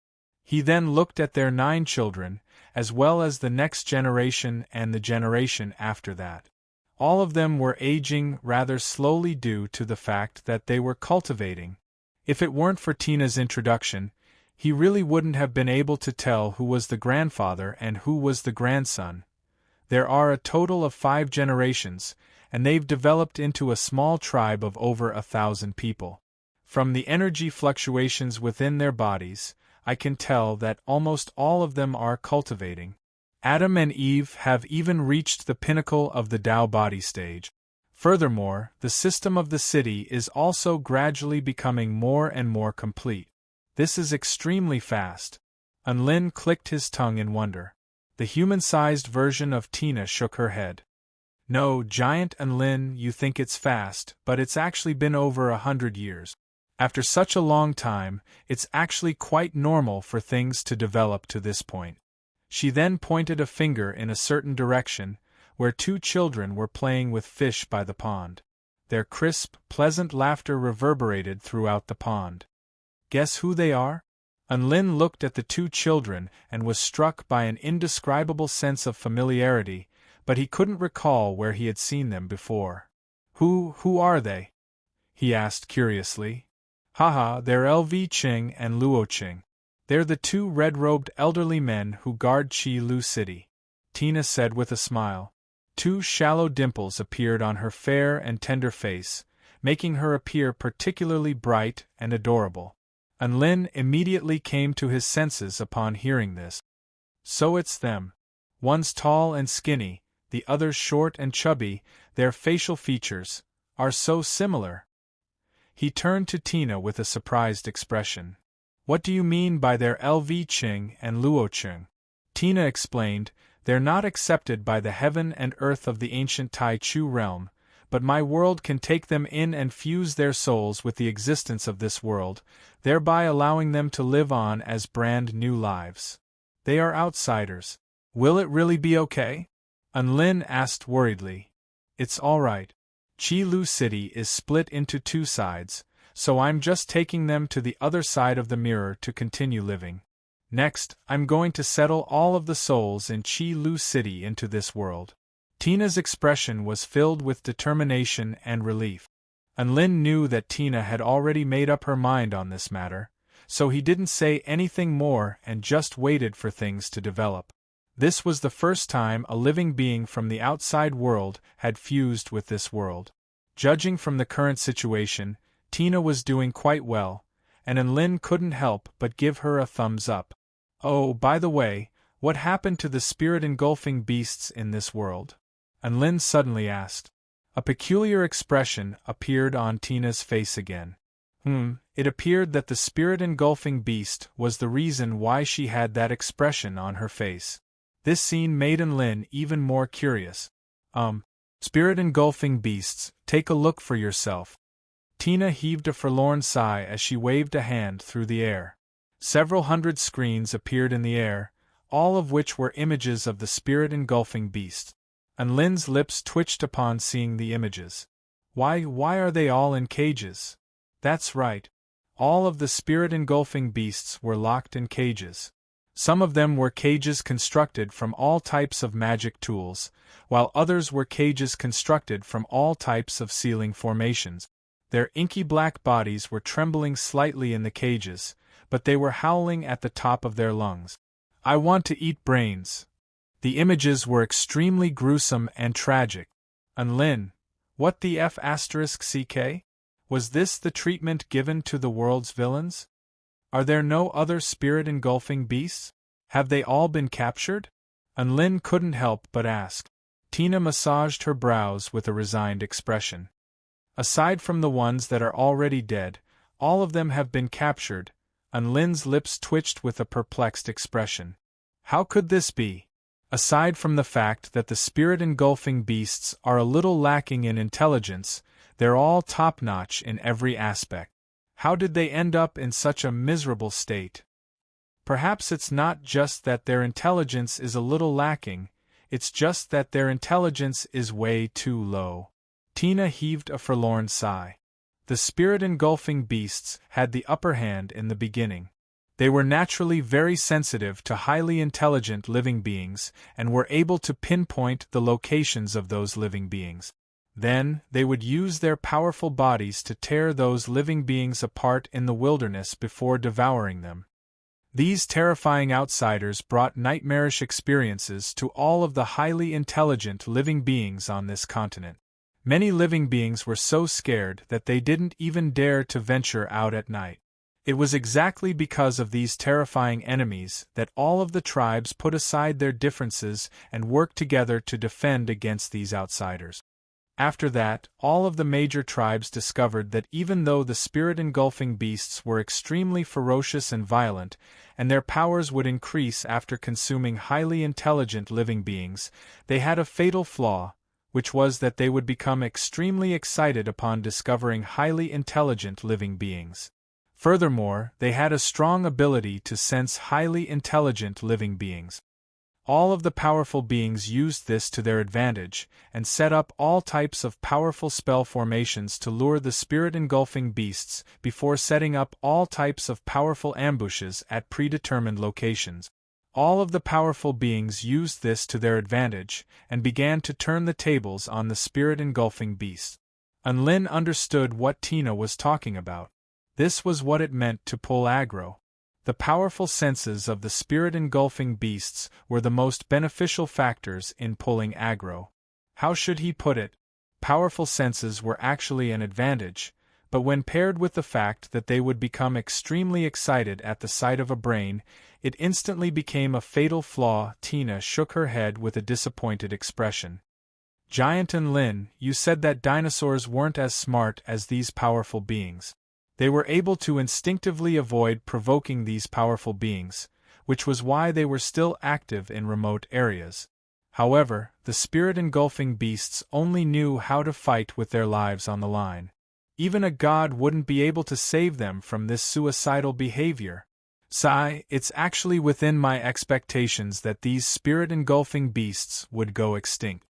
That spatial gate has already been sealed by the most powerful beings of the 9 tribes, and all of the living spirit-engulfing beasts have been reduced to lab rats. This war ended in less than 100 years.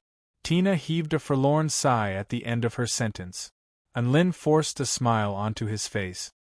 The first type of antagonists in this world are so pitiful. They can be called the dumbest antagonists in history. I feel like we're the ones who are lacking in intelligence after designing these antagonists, Tina chimed in. And Lin, let's not expose the truth. He had initially wanted to divert Tina's attention, but he didn't think that Tina would be able to spot the truth with just a few words. That's right, the idiot god and the retarded advisor had to take the blame for this. Chapter 646. And Lin heaved a resigned sigh as he looked at the spirit-engulfing beasts being tortured and researched in a cage with a pained expression. What do we do then? Do it again? Tina placed her hands on her hips and harumphed with indignation. These 9 tribes really don't sit around doing nothing. We've only just taken care of the spirit-engulfing beasts, and they're already at odds with each other again. It seems like they're going to be very uncomfortable if they don't do something. Recently, the Dark Wing tribe discovered Chi Lu City and turned their attention to the human race, saying that the human race is an inferior race to them and wants to enslave the human race. Inferior? How did the Dark Wing tribe come to this conclusion? Lin was quite surprised. They say that humans look similar to them, but humans don't have wings. I have wings, but you don't.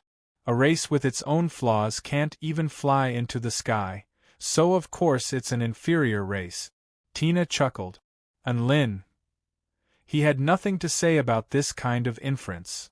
If it weren't for the fact that I've restricted the Dark Wing tribe's power in secret, thereby weakening them as soon as they enter human territory, the human race really would have been enslaved.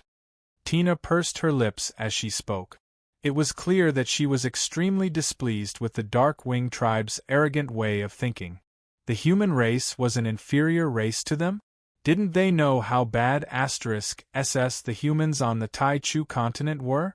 Even her master, Giant and Lin, was a human, so didn't that mean God was an inferior race to them?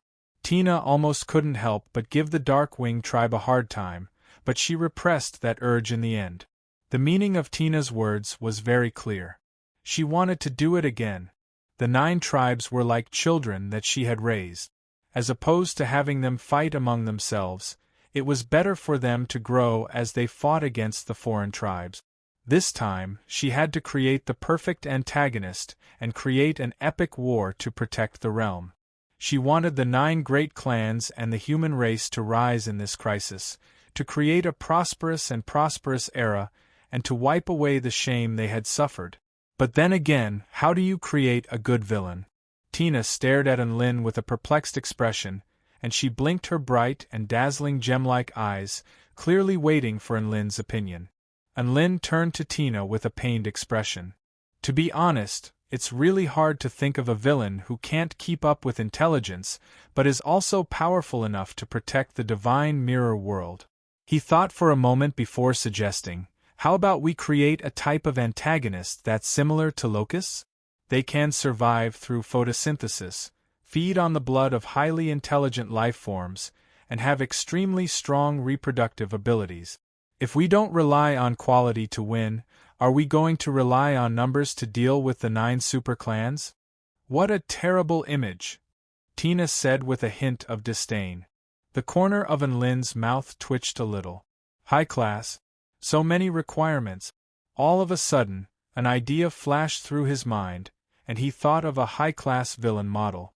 Hey, little Na, we can create some monsters that can use the power of laws.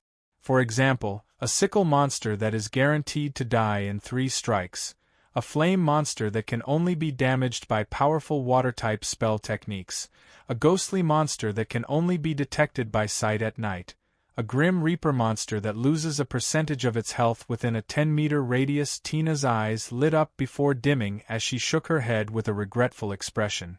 I can't do that with my current level of power. I can't do that with my current level of power. Enlin faltered slightly upon hearing this. Even weaker laws won't work? Laws are laws. The power they represent has already transcended beyond normal energy and is of a higher level. There's no such thing as strong or weak laws. Tina's voice was like a fountain hitting a piece of jade. For example, a person with the power of laws can kill all humans with the name of Little Ming. That power is pretty useless, right? Enlin nodded. There aren't many people with the name of Little Ming in this day and age, so it's indeed quite useless. Tina chuckled. Then, there's another person who can change everyone's name to Little Ming. That power of laws doesn't seem to be very useful either, right? Enlin nodded. That's the power of jokes, right? A thought then seemed to have occurred to him, and his pupils contracted. Tina continued. Then, what happens when these 2 people encounter each other? Enlin had already thought of this, and he drew a sharp intake of breath. That's how destructive it would be. That's why the power of laws doesn't actually have a difference in power. It represents a power that transcends beyond the level of energy, and if used well, it would be invincible. However, if this power is used recklessly, it could very well cause chaos in this world or even unimaginable disasters. Hence, I should be more cautious. I'll try to use the power of laws when I'm powerful enough. A hint of solemnity appeared on Tina's face as she spoke about this power, clearly indicating that she was taking this very seriously. Enlin could understand her reasoning after hearing this. However, it would be quite difficult to create villains that would be cool. No matter how hard one tried to create villains with low IQ, they wouldn't be cool at all. Enlin and Tina both wore gloomy expressions. They always had a feeling that they could elevate a certain creature's abilities to an extremely bad *SS level, only to have it turn out to be a retard. With that in mind, they were in no mood to do anything else. The trauma of the spirit-engulfing beasts was still lingering in their hearts. Enlin suddenly clapped his hands together. I think there's another way, and that's to redeem the spirit-engulfing beasts. What do you mean? Tina was a little perplexed. Enlin replied, Didn't the spirit-engulfing beasts lose because they don't have brains? Tina's expression darkened. It's not that they don't have brains, it's just that they're not smart enough. It's the same. It's a retard anyway, and dinosaurs are also retards. Why can dinosaurs live but not spirit-engulfing beasts? What I'm saying is... Enlin paused momentarily before continuing. So what if the spirit-engulfing beasts don't have brains? We can just transform them into extremely powerful killing machines. Is there a difference? Tina was still perplexed. There is. We've made them very powerful to begin with, and they specialize in hunting highly intelligent life forms in order to increase their own power.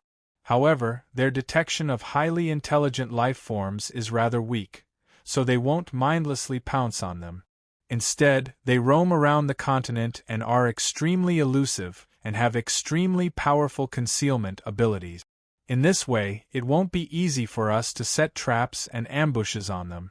The 9 tribes bait plan won't work then, and it'll be very difficult to track them down. Perhaps the 9 tribes will just go out to hunt, and the monsters will suddenly pounce on them. No matter where they are, there will always be danger. Wouldn't these nightmarish monsters be a great motivator for highly intelligent life forms to work hard in their cultivation? And in a very powerful way? Unlin spoke with excitement. Tina's eyes lit up upon hearing this. That's a great idea. Let's give it a try. As for why the 2 of them still chose the spirit-engulfing beasts, that was probably due to some sort of obsession. They wanted to get back up from where they had fallen. Hopefully, the 2nd generation of spirit-engulfing beasts would be able to rid them of their titles of stupid god of creation and retarded advisor. Chapter 647. Thus, in the southern region of the divine mirror world, a gargantuan spatial gate suddenly appeared. The 2nd generation spirit-engulfing beasts began to pour out from the spatial gate. They were no longer yelling, "I want to eat brains." Instead, they were muttering the word revenge. Their auras were subdued like ghosts, but they also possessed the vigilance of wild beasts. They slowly disappeared into the darkness, and they really did look like hunters of darkness. And Lin and Tina stared at the 2nd generation spirit-engulfing beasts with satisfaction. Villains like these were definitely going to be a nightmarish experience for the 9 tribes. Tina had modified the original spirit-engulfing beasts, so the energy expended was much less than when she had created a creature out of thin air. Hence, she still had enough energy to accelerate the flow of time. The first dimensional gate that symbolized the humiliation of the villains began to collapse. This event symbolized the true victory of the 9 great clans against the foreign invasion. All the races rejoiced, and many historians began to write heroic epics of this battle, making the heroes of some races immortalized in history. However, this joy did not last for long before a new crisis began to befall them. In the beginning, some hunters who ventured deep into the forest of mutant beasts mysteriously disappeared, and some powerful beings who ventured out of their territory never returned. As time went on, similar incidents began to occur more and more frequently. In the end, a powerful being of the Holy Martial clan returned, creating a massive stir across the entire continent. He encountered an extremely powerful inky black creature beside a spirit lake. The creature's aura was subdued, but its speed and power were extremely terrifying. If it weren't for the fact that the powerful being's cultivation base was at the spirit-nurturing pinnacle stage, he would most likely have been killed. In the end, after an intense battle, the Holy Martial clan powerful being was able to subdue the black creature before transporting it back to the city. This was a creature that they were very familiar with, the spirit-engulfing beasts. The spirit-engulfing beasts had returned. This piece of news swept through the 9 tribes like a massive storm, and even the humans who had some ties with the 9 tribes had heard about it. The spirit-engulfing beasts had become more powerful, and they were no longer so stupid. They wouldn't blindly lunge at the place where there were more intelligent creatures. They chose to hide in the wilderness, at the bottom of the ocean, and in the clouds and mist in the sky, waiting for an opportunity to strike. All of a sudden, a huge sense of danger loomed over the heads of the 9 great clans.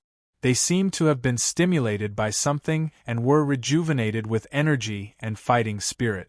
One by one, they began to form a crusade team. They were determined to exterminate these resurrected monsters. Battles broke out one after another on the outskirts of the faction. Roar! A tiger-shaped spirit-engulfing beast suddenly leaped down from a certain tree before pouncing toward a team of humanoid snakes. "Be careful!" A man shouted and pushed his hands towards the black tiger body that was pouncing towards him. Blazing flames spurted out.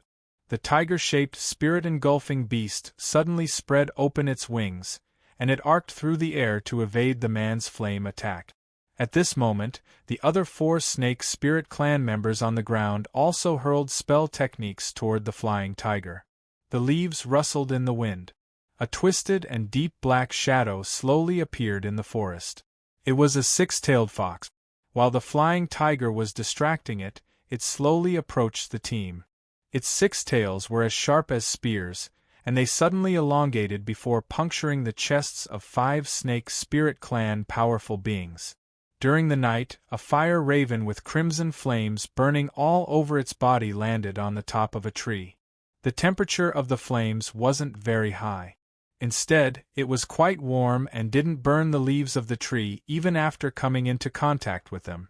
It was just about to close its eyes to rest when a huge black python enshrouded in shadows suddenly shot forth like a cannonball before opening its cavernous mouth. A disdainful smile appeared on the fire raven's face as it spread open its wings and flew into the sky, evading the python's attack. So what if the spirit-engulfing beast was powerful? It could fly, so it had plenty of time to take care of the spirit-engulfing beast hanging from the tree. Just as this thought was running through its mind, a mist of blood suddenly erupted from its chest. A sense of impending doom engulfed the fire raven's entire body, and it sensed an extremely terrifying aura behind it. A spirit-engulfing beast with a pair of wings on its back plunged a spear into the fire raven's chest before absorbing its life force relentlessly. Blood spread, and so did the horror. Perhaps it was because the first generation of spirit-engulfing beasts were too stupid, but the 9 tribes didn't actually take this incident very seriously. They merely treated it as a rebirth of the spirit-engulfing beast. However, they began to discover that the spirit-engulfing beasts that had appeared this time were far more terrifying than they had imagined. The team that didn't have a spirit-nurturing stage powerful being among their ranks would be completely annihilated if they encountered the spirit-engulfing beast. After a period of battle, the team was completely routed, and they quickly began to retreat. Many of the hot-blooded cultivators silently returned to their cities. They wanted to do great things and become heroes, but the countless bloody battles that had taken place reminded them that if they didn't have a good grasp of their own power, they would die very quickly. The appearance of the spirit-engulfing beasts and the devastating battles that had taken place had made the 9 tribes realize that they were not powerful enough to control the entire continent. If they wanted to survive, they had to become more powerful. The battle between the 9 tribes and the spirit-engulfing beasts continued. However, their battles were becoming more and more elite. The weak had no right to participate as they discovered that the spirit-engulfing beasts could become more powerful by devouring life forms. Thus, they slowly expanded their territory before constructing walls. "There's going to be a major change in heaven and earth soon," Tina suddenly said.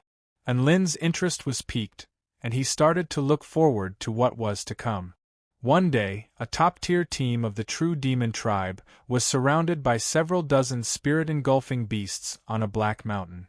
There were spirit-devouring beasts that could fly in the sky, as well as ferocious spirit-devouring beasts that were on the ground. The 5 spirit-nurturing stage True Demons used a spell formation to defend against the relentless onslaught of attacks, and they were on the verge of defeat. "Team leader, you have to run. We'll carve an opening for you even if it costs us our lives." A True Demon spoke with a determined expression. The team leader remained silent as death approached. The black mist domain around his body transformed into a black dragon that revolved around the spell formation to defend against the spirit-engulfing beast's attack. The team leader suddenly sat down to meditate upon hearing his team members' words. Wind and clouds suddenly began to surge around him. Dark clouds suddenly appeared within a radius of 1.5 kilometers, lightning crackled, and vital energy surged violently. What was going on? All of the team members were astonished. Could it be, team leader, you? One of the team members stared at their team leader with incredulity on his face. All of the team members drew a sharp intake of breath. Was their team leader finally going to take the step that no one had been able to take? And Lin also became excited upon seeing this. This is tribulation transcendence? Is this world finally going to give birth to a true soul formation stage cultivator? A smile appeared on Tina's face. Tribulation transcendence. This is proof that a certain level of life is not tolerated by heaven and earth, so divine punishment must fall. If a living being successfully transcends the tribulation and gives birth to a powerful being, then this world can progress to a higher level. This is the natural law of the world, and it's a win-win situation. And Lin nodded as he looked at the true demon with anticipation on his face. Boom! A dazzling bolt of lightning suddenly fell upon the true demon's body, causing his entire body to tremble violently. All of the team members had no idea what tribulation transcendence looked like, and their expressions shifted drastically as they looked up into the sky. What kind of freak is this? How dare you ambush our team leader? Show yourself. Lin. Chapter 648. The team leader immediately intervened just as the team members were about to charge into the sky to fight the lightning. Stop. Just keep the spirit-engulfing beasts at bay. I can sense that the lightning in the sky is a test that I must undergo in order to make my breakthrough. Their team leader held a lot of authority in their hearts, so all of the team members obediently chose not to interfere. Instead, they set up a spell formation to defend themselves against the attacks of the spirit-engulfing beast. Rumble!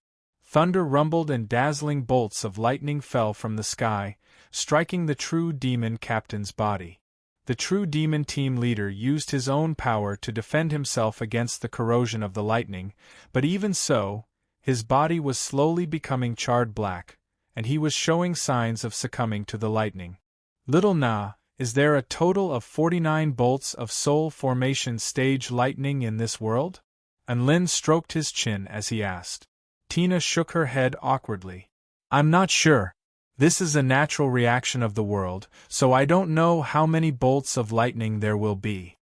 In reality, 40 bolts of lightning had already struck the true demon team leader as she spoke. Boom! An extremely thick bolt of lightning suddenly fell from the sky before striking the true demon team leader's head. The true demon team leader's face was charred black, and his eyes rolled over into the back of his head as black smoke wafted from his mouth.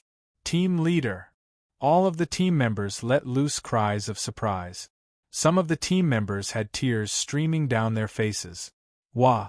Team leader, how did you die? Team leader was killed by lightning. It's over, it's all over. Some of the team members spoke in despair. The true demon team leader's vitality was severed, and the dark clouds in the sky slowly dissipated. And Lin, he's really dead? Tina. The two of them had thought that they were going to witness the birth of a grand event, but who would have thought that it would end like this? Tina waved a hand, and a white light enshrouded the spirit-engulfing beast. The ferocious spirit-engulfing beasts then suddenly self-detonated in front of the 4 true demon-powerful beings. All of the team members stared at the scenes unfolding before their eyes with dumbstruck expressions. Why did the spirit-engulfing beasts suddenly self-detonate just a second ago? They didn't even have a chance to celebrate after being rescued from the brink of death. Their hearts were filled with shock and confusion. Consider this a small compensation for the first living being to undergo tribulation in this world. I'll also send some blessings to his family, Tina replied with a slightly disinterested expression. Suddenly, the team member on the ground seemed to have thought of something and shouted excitedly, "It's the captain." Captain? What does this have to do with the captain? The other 3 members were puzzled. Captain should have successfully broken through. He abandoned his decaying body and became a brand new life. He used his power to help us. Otherwise, how could these spirit-engulfing beasts have suddenly perished? It must be the captain's doing. That team member shouted excitedly, as if he was excited by his own speculation. Then why can't we see the captain? Some of the team members were still confused. The team member spoke as if he had seen through everything. Captain must have ascended. We weren't strong enough, so naturally we couldn't see the captain. Before the captain left, he helped us out. He should have gone to a place with immortal spirits, a place with eternal happiness. Naturally, he wouldn't stay in the mortal world. All the team members came to a sudden realization and laughed happily, excitedly celebrating their captain's ascension. All of their grief over their captain's death was instantly swept away. Unlin's lips twitched as he looked on. Their revered captain's body hadn't even turned cold yet, but all of the team members were so happy. They were laughing and chatting with one another, and some of them were even bringing out drinks to celebrate. Was this the legendary disco dance at the grave? In the end, Unlin couldn't help but comment, "That guy was really eloquent and had a wild imagination. He has the potential to become a swindler." Tina waved a hand and the two of them left the place. Her attitude was very clear. She really didn't want to continue watching this bizarre and retarded scene. Within the main city of the True Demon tribe, news of a top-tier powerful being transcending tribulation began to spread. Several dozen spirit-engulfing beasts were slain in the blink of an eye. Extremely powerful strength, transcending beyond the mortal body, the allure of ascending to the realm of eternal happiness. All of these things were stimulating the minds of these true demon cultivators.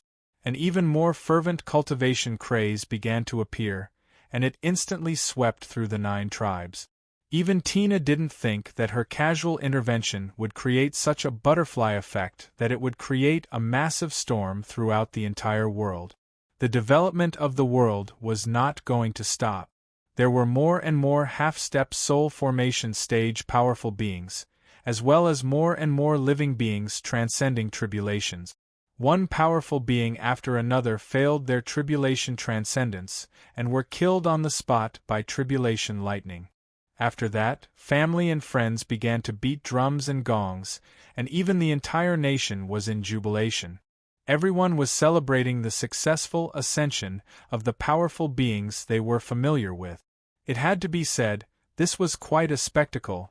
Little Na, why is the success rate of tribulation transcendence so low? Is there a problem somewhere? In Enlin's mind, cultivators on the Tai Chu continent had at least a 50% chance of successfully transcending tribulation transcendence. Why was it that no one here had succeeded? Perhaps it's because this is the first time this world has been created, so it's a bit more difficult. Tina was not in a very good mood, and her voice was a little gloomy. She looked on with a dark expression and didn't know what to say. Unlin repressed his laughter. Never would he have thought that failing a tribulation transcendence would be considered a successful ascension. All of this could be attributed to that extremely imaginative true demon. Of course, Tina's intervention had also played a major role in this bizarre phenomenon. It was exactly because of this that Tina was feeling very tired. 3 years later, General Hong Tsang of the True Demon tribe began his tribulation transcendence. Over 10,000 true demons gathered on the extremely spacious Black Jade drill ground to witness this grand moment. One bolt of divine lightning after another crashed into Hong Tsang's body, and his aura became more and more powerful. 10 bolts, 20 bolts, 30 bolts, 40 bolts. As the divine lightning continued to fall, all of the true demons had already raised their wine cups in excitement, waiting for the divine lightning to completely scorch Hong Tsang's body and allow him to completely ascend to the heavens. 47 bolts. 48 bolts. General Hong Tsang has endured more lightning than any other tribulation transcendence powerful being we've ever seen. General Hong Tsang must be a tribulation transcendence stage powerful being. The 49th bolt of lightning was like a dazzling blue sword that sliced through heaven and earth, and it crashed into General Hong Tsang's head as a thunderous boom erupted between heaven and earth. General Hong Tsang roared as his aura completely transformed. His life force seemed to have undergone some kind of transformation, becoming vast and powerful. In the sky above, the black clouds slowly parted, and the lightning dissipated. Smoke rose from General Hong Tsang's body, and even though he was severely injured, his eyes were extremely bright, and his body was also exuding an extremely powerful life force. He looked around at the onlookers as he panted heavily. Over 10,000 onlookers stared at this scene with wide eyes as if they had seen a ghost. How can General Hong Tsang still move? Shouldn't his life force have transcended and transcended beyond his physical body? The lightning clouds have dispersed, so the tribulation lightning should have already ended. Could it be that he failed his tribulation transcendence? No. General Hong Tsang's aura seems to have reached an even higher level, and his aura is extremely vast, so it doesn't look like he failed his tribulation transcendence. A true demon voiced his opinion. The true demons were not idiot. They looked at the extremely powerful General Hong Tsang and knew that it was definitely wrong to say that he had failed his tribulation transcendence. As such, an extremely terrifying thought welled up in the hearts of the true demons. Bam! Some true demons' hands trembled, and they accidentally dropped the wine glasses that they had prepared to celebrate their successful tribulation transcendence. The crisp sound of the wine glasses shattering reverberated through the quiet square, as if symbolizing the shattering of something. They felt as if they were about to throw up a mouthful of blood. Could it be that this is the real? Stop! Someone yelled. The reality was so cruel that they were unable to accept it, because they had danced for 10 whole years after the deaths of countless powerful beings who had failed their tribulation transcendence.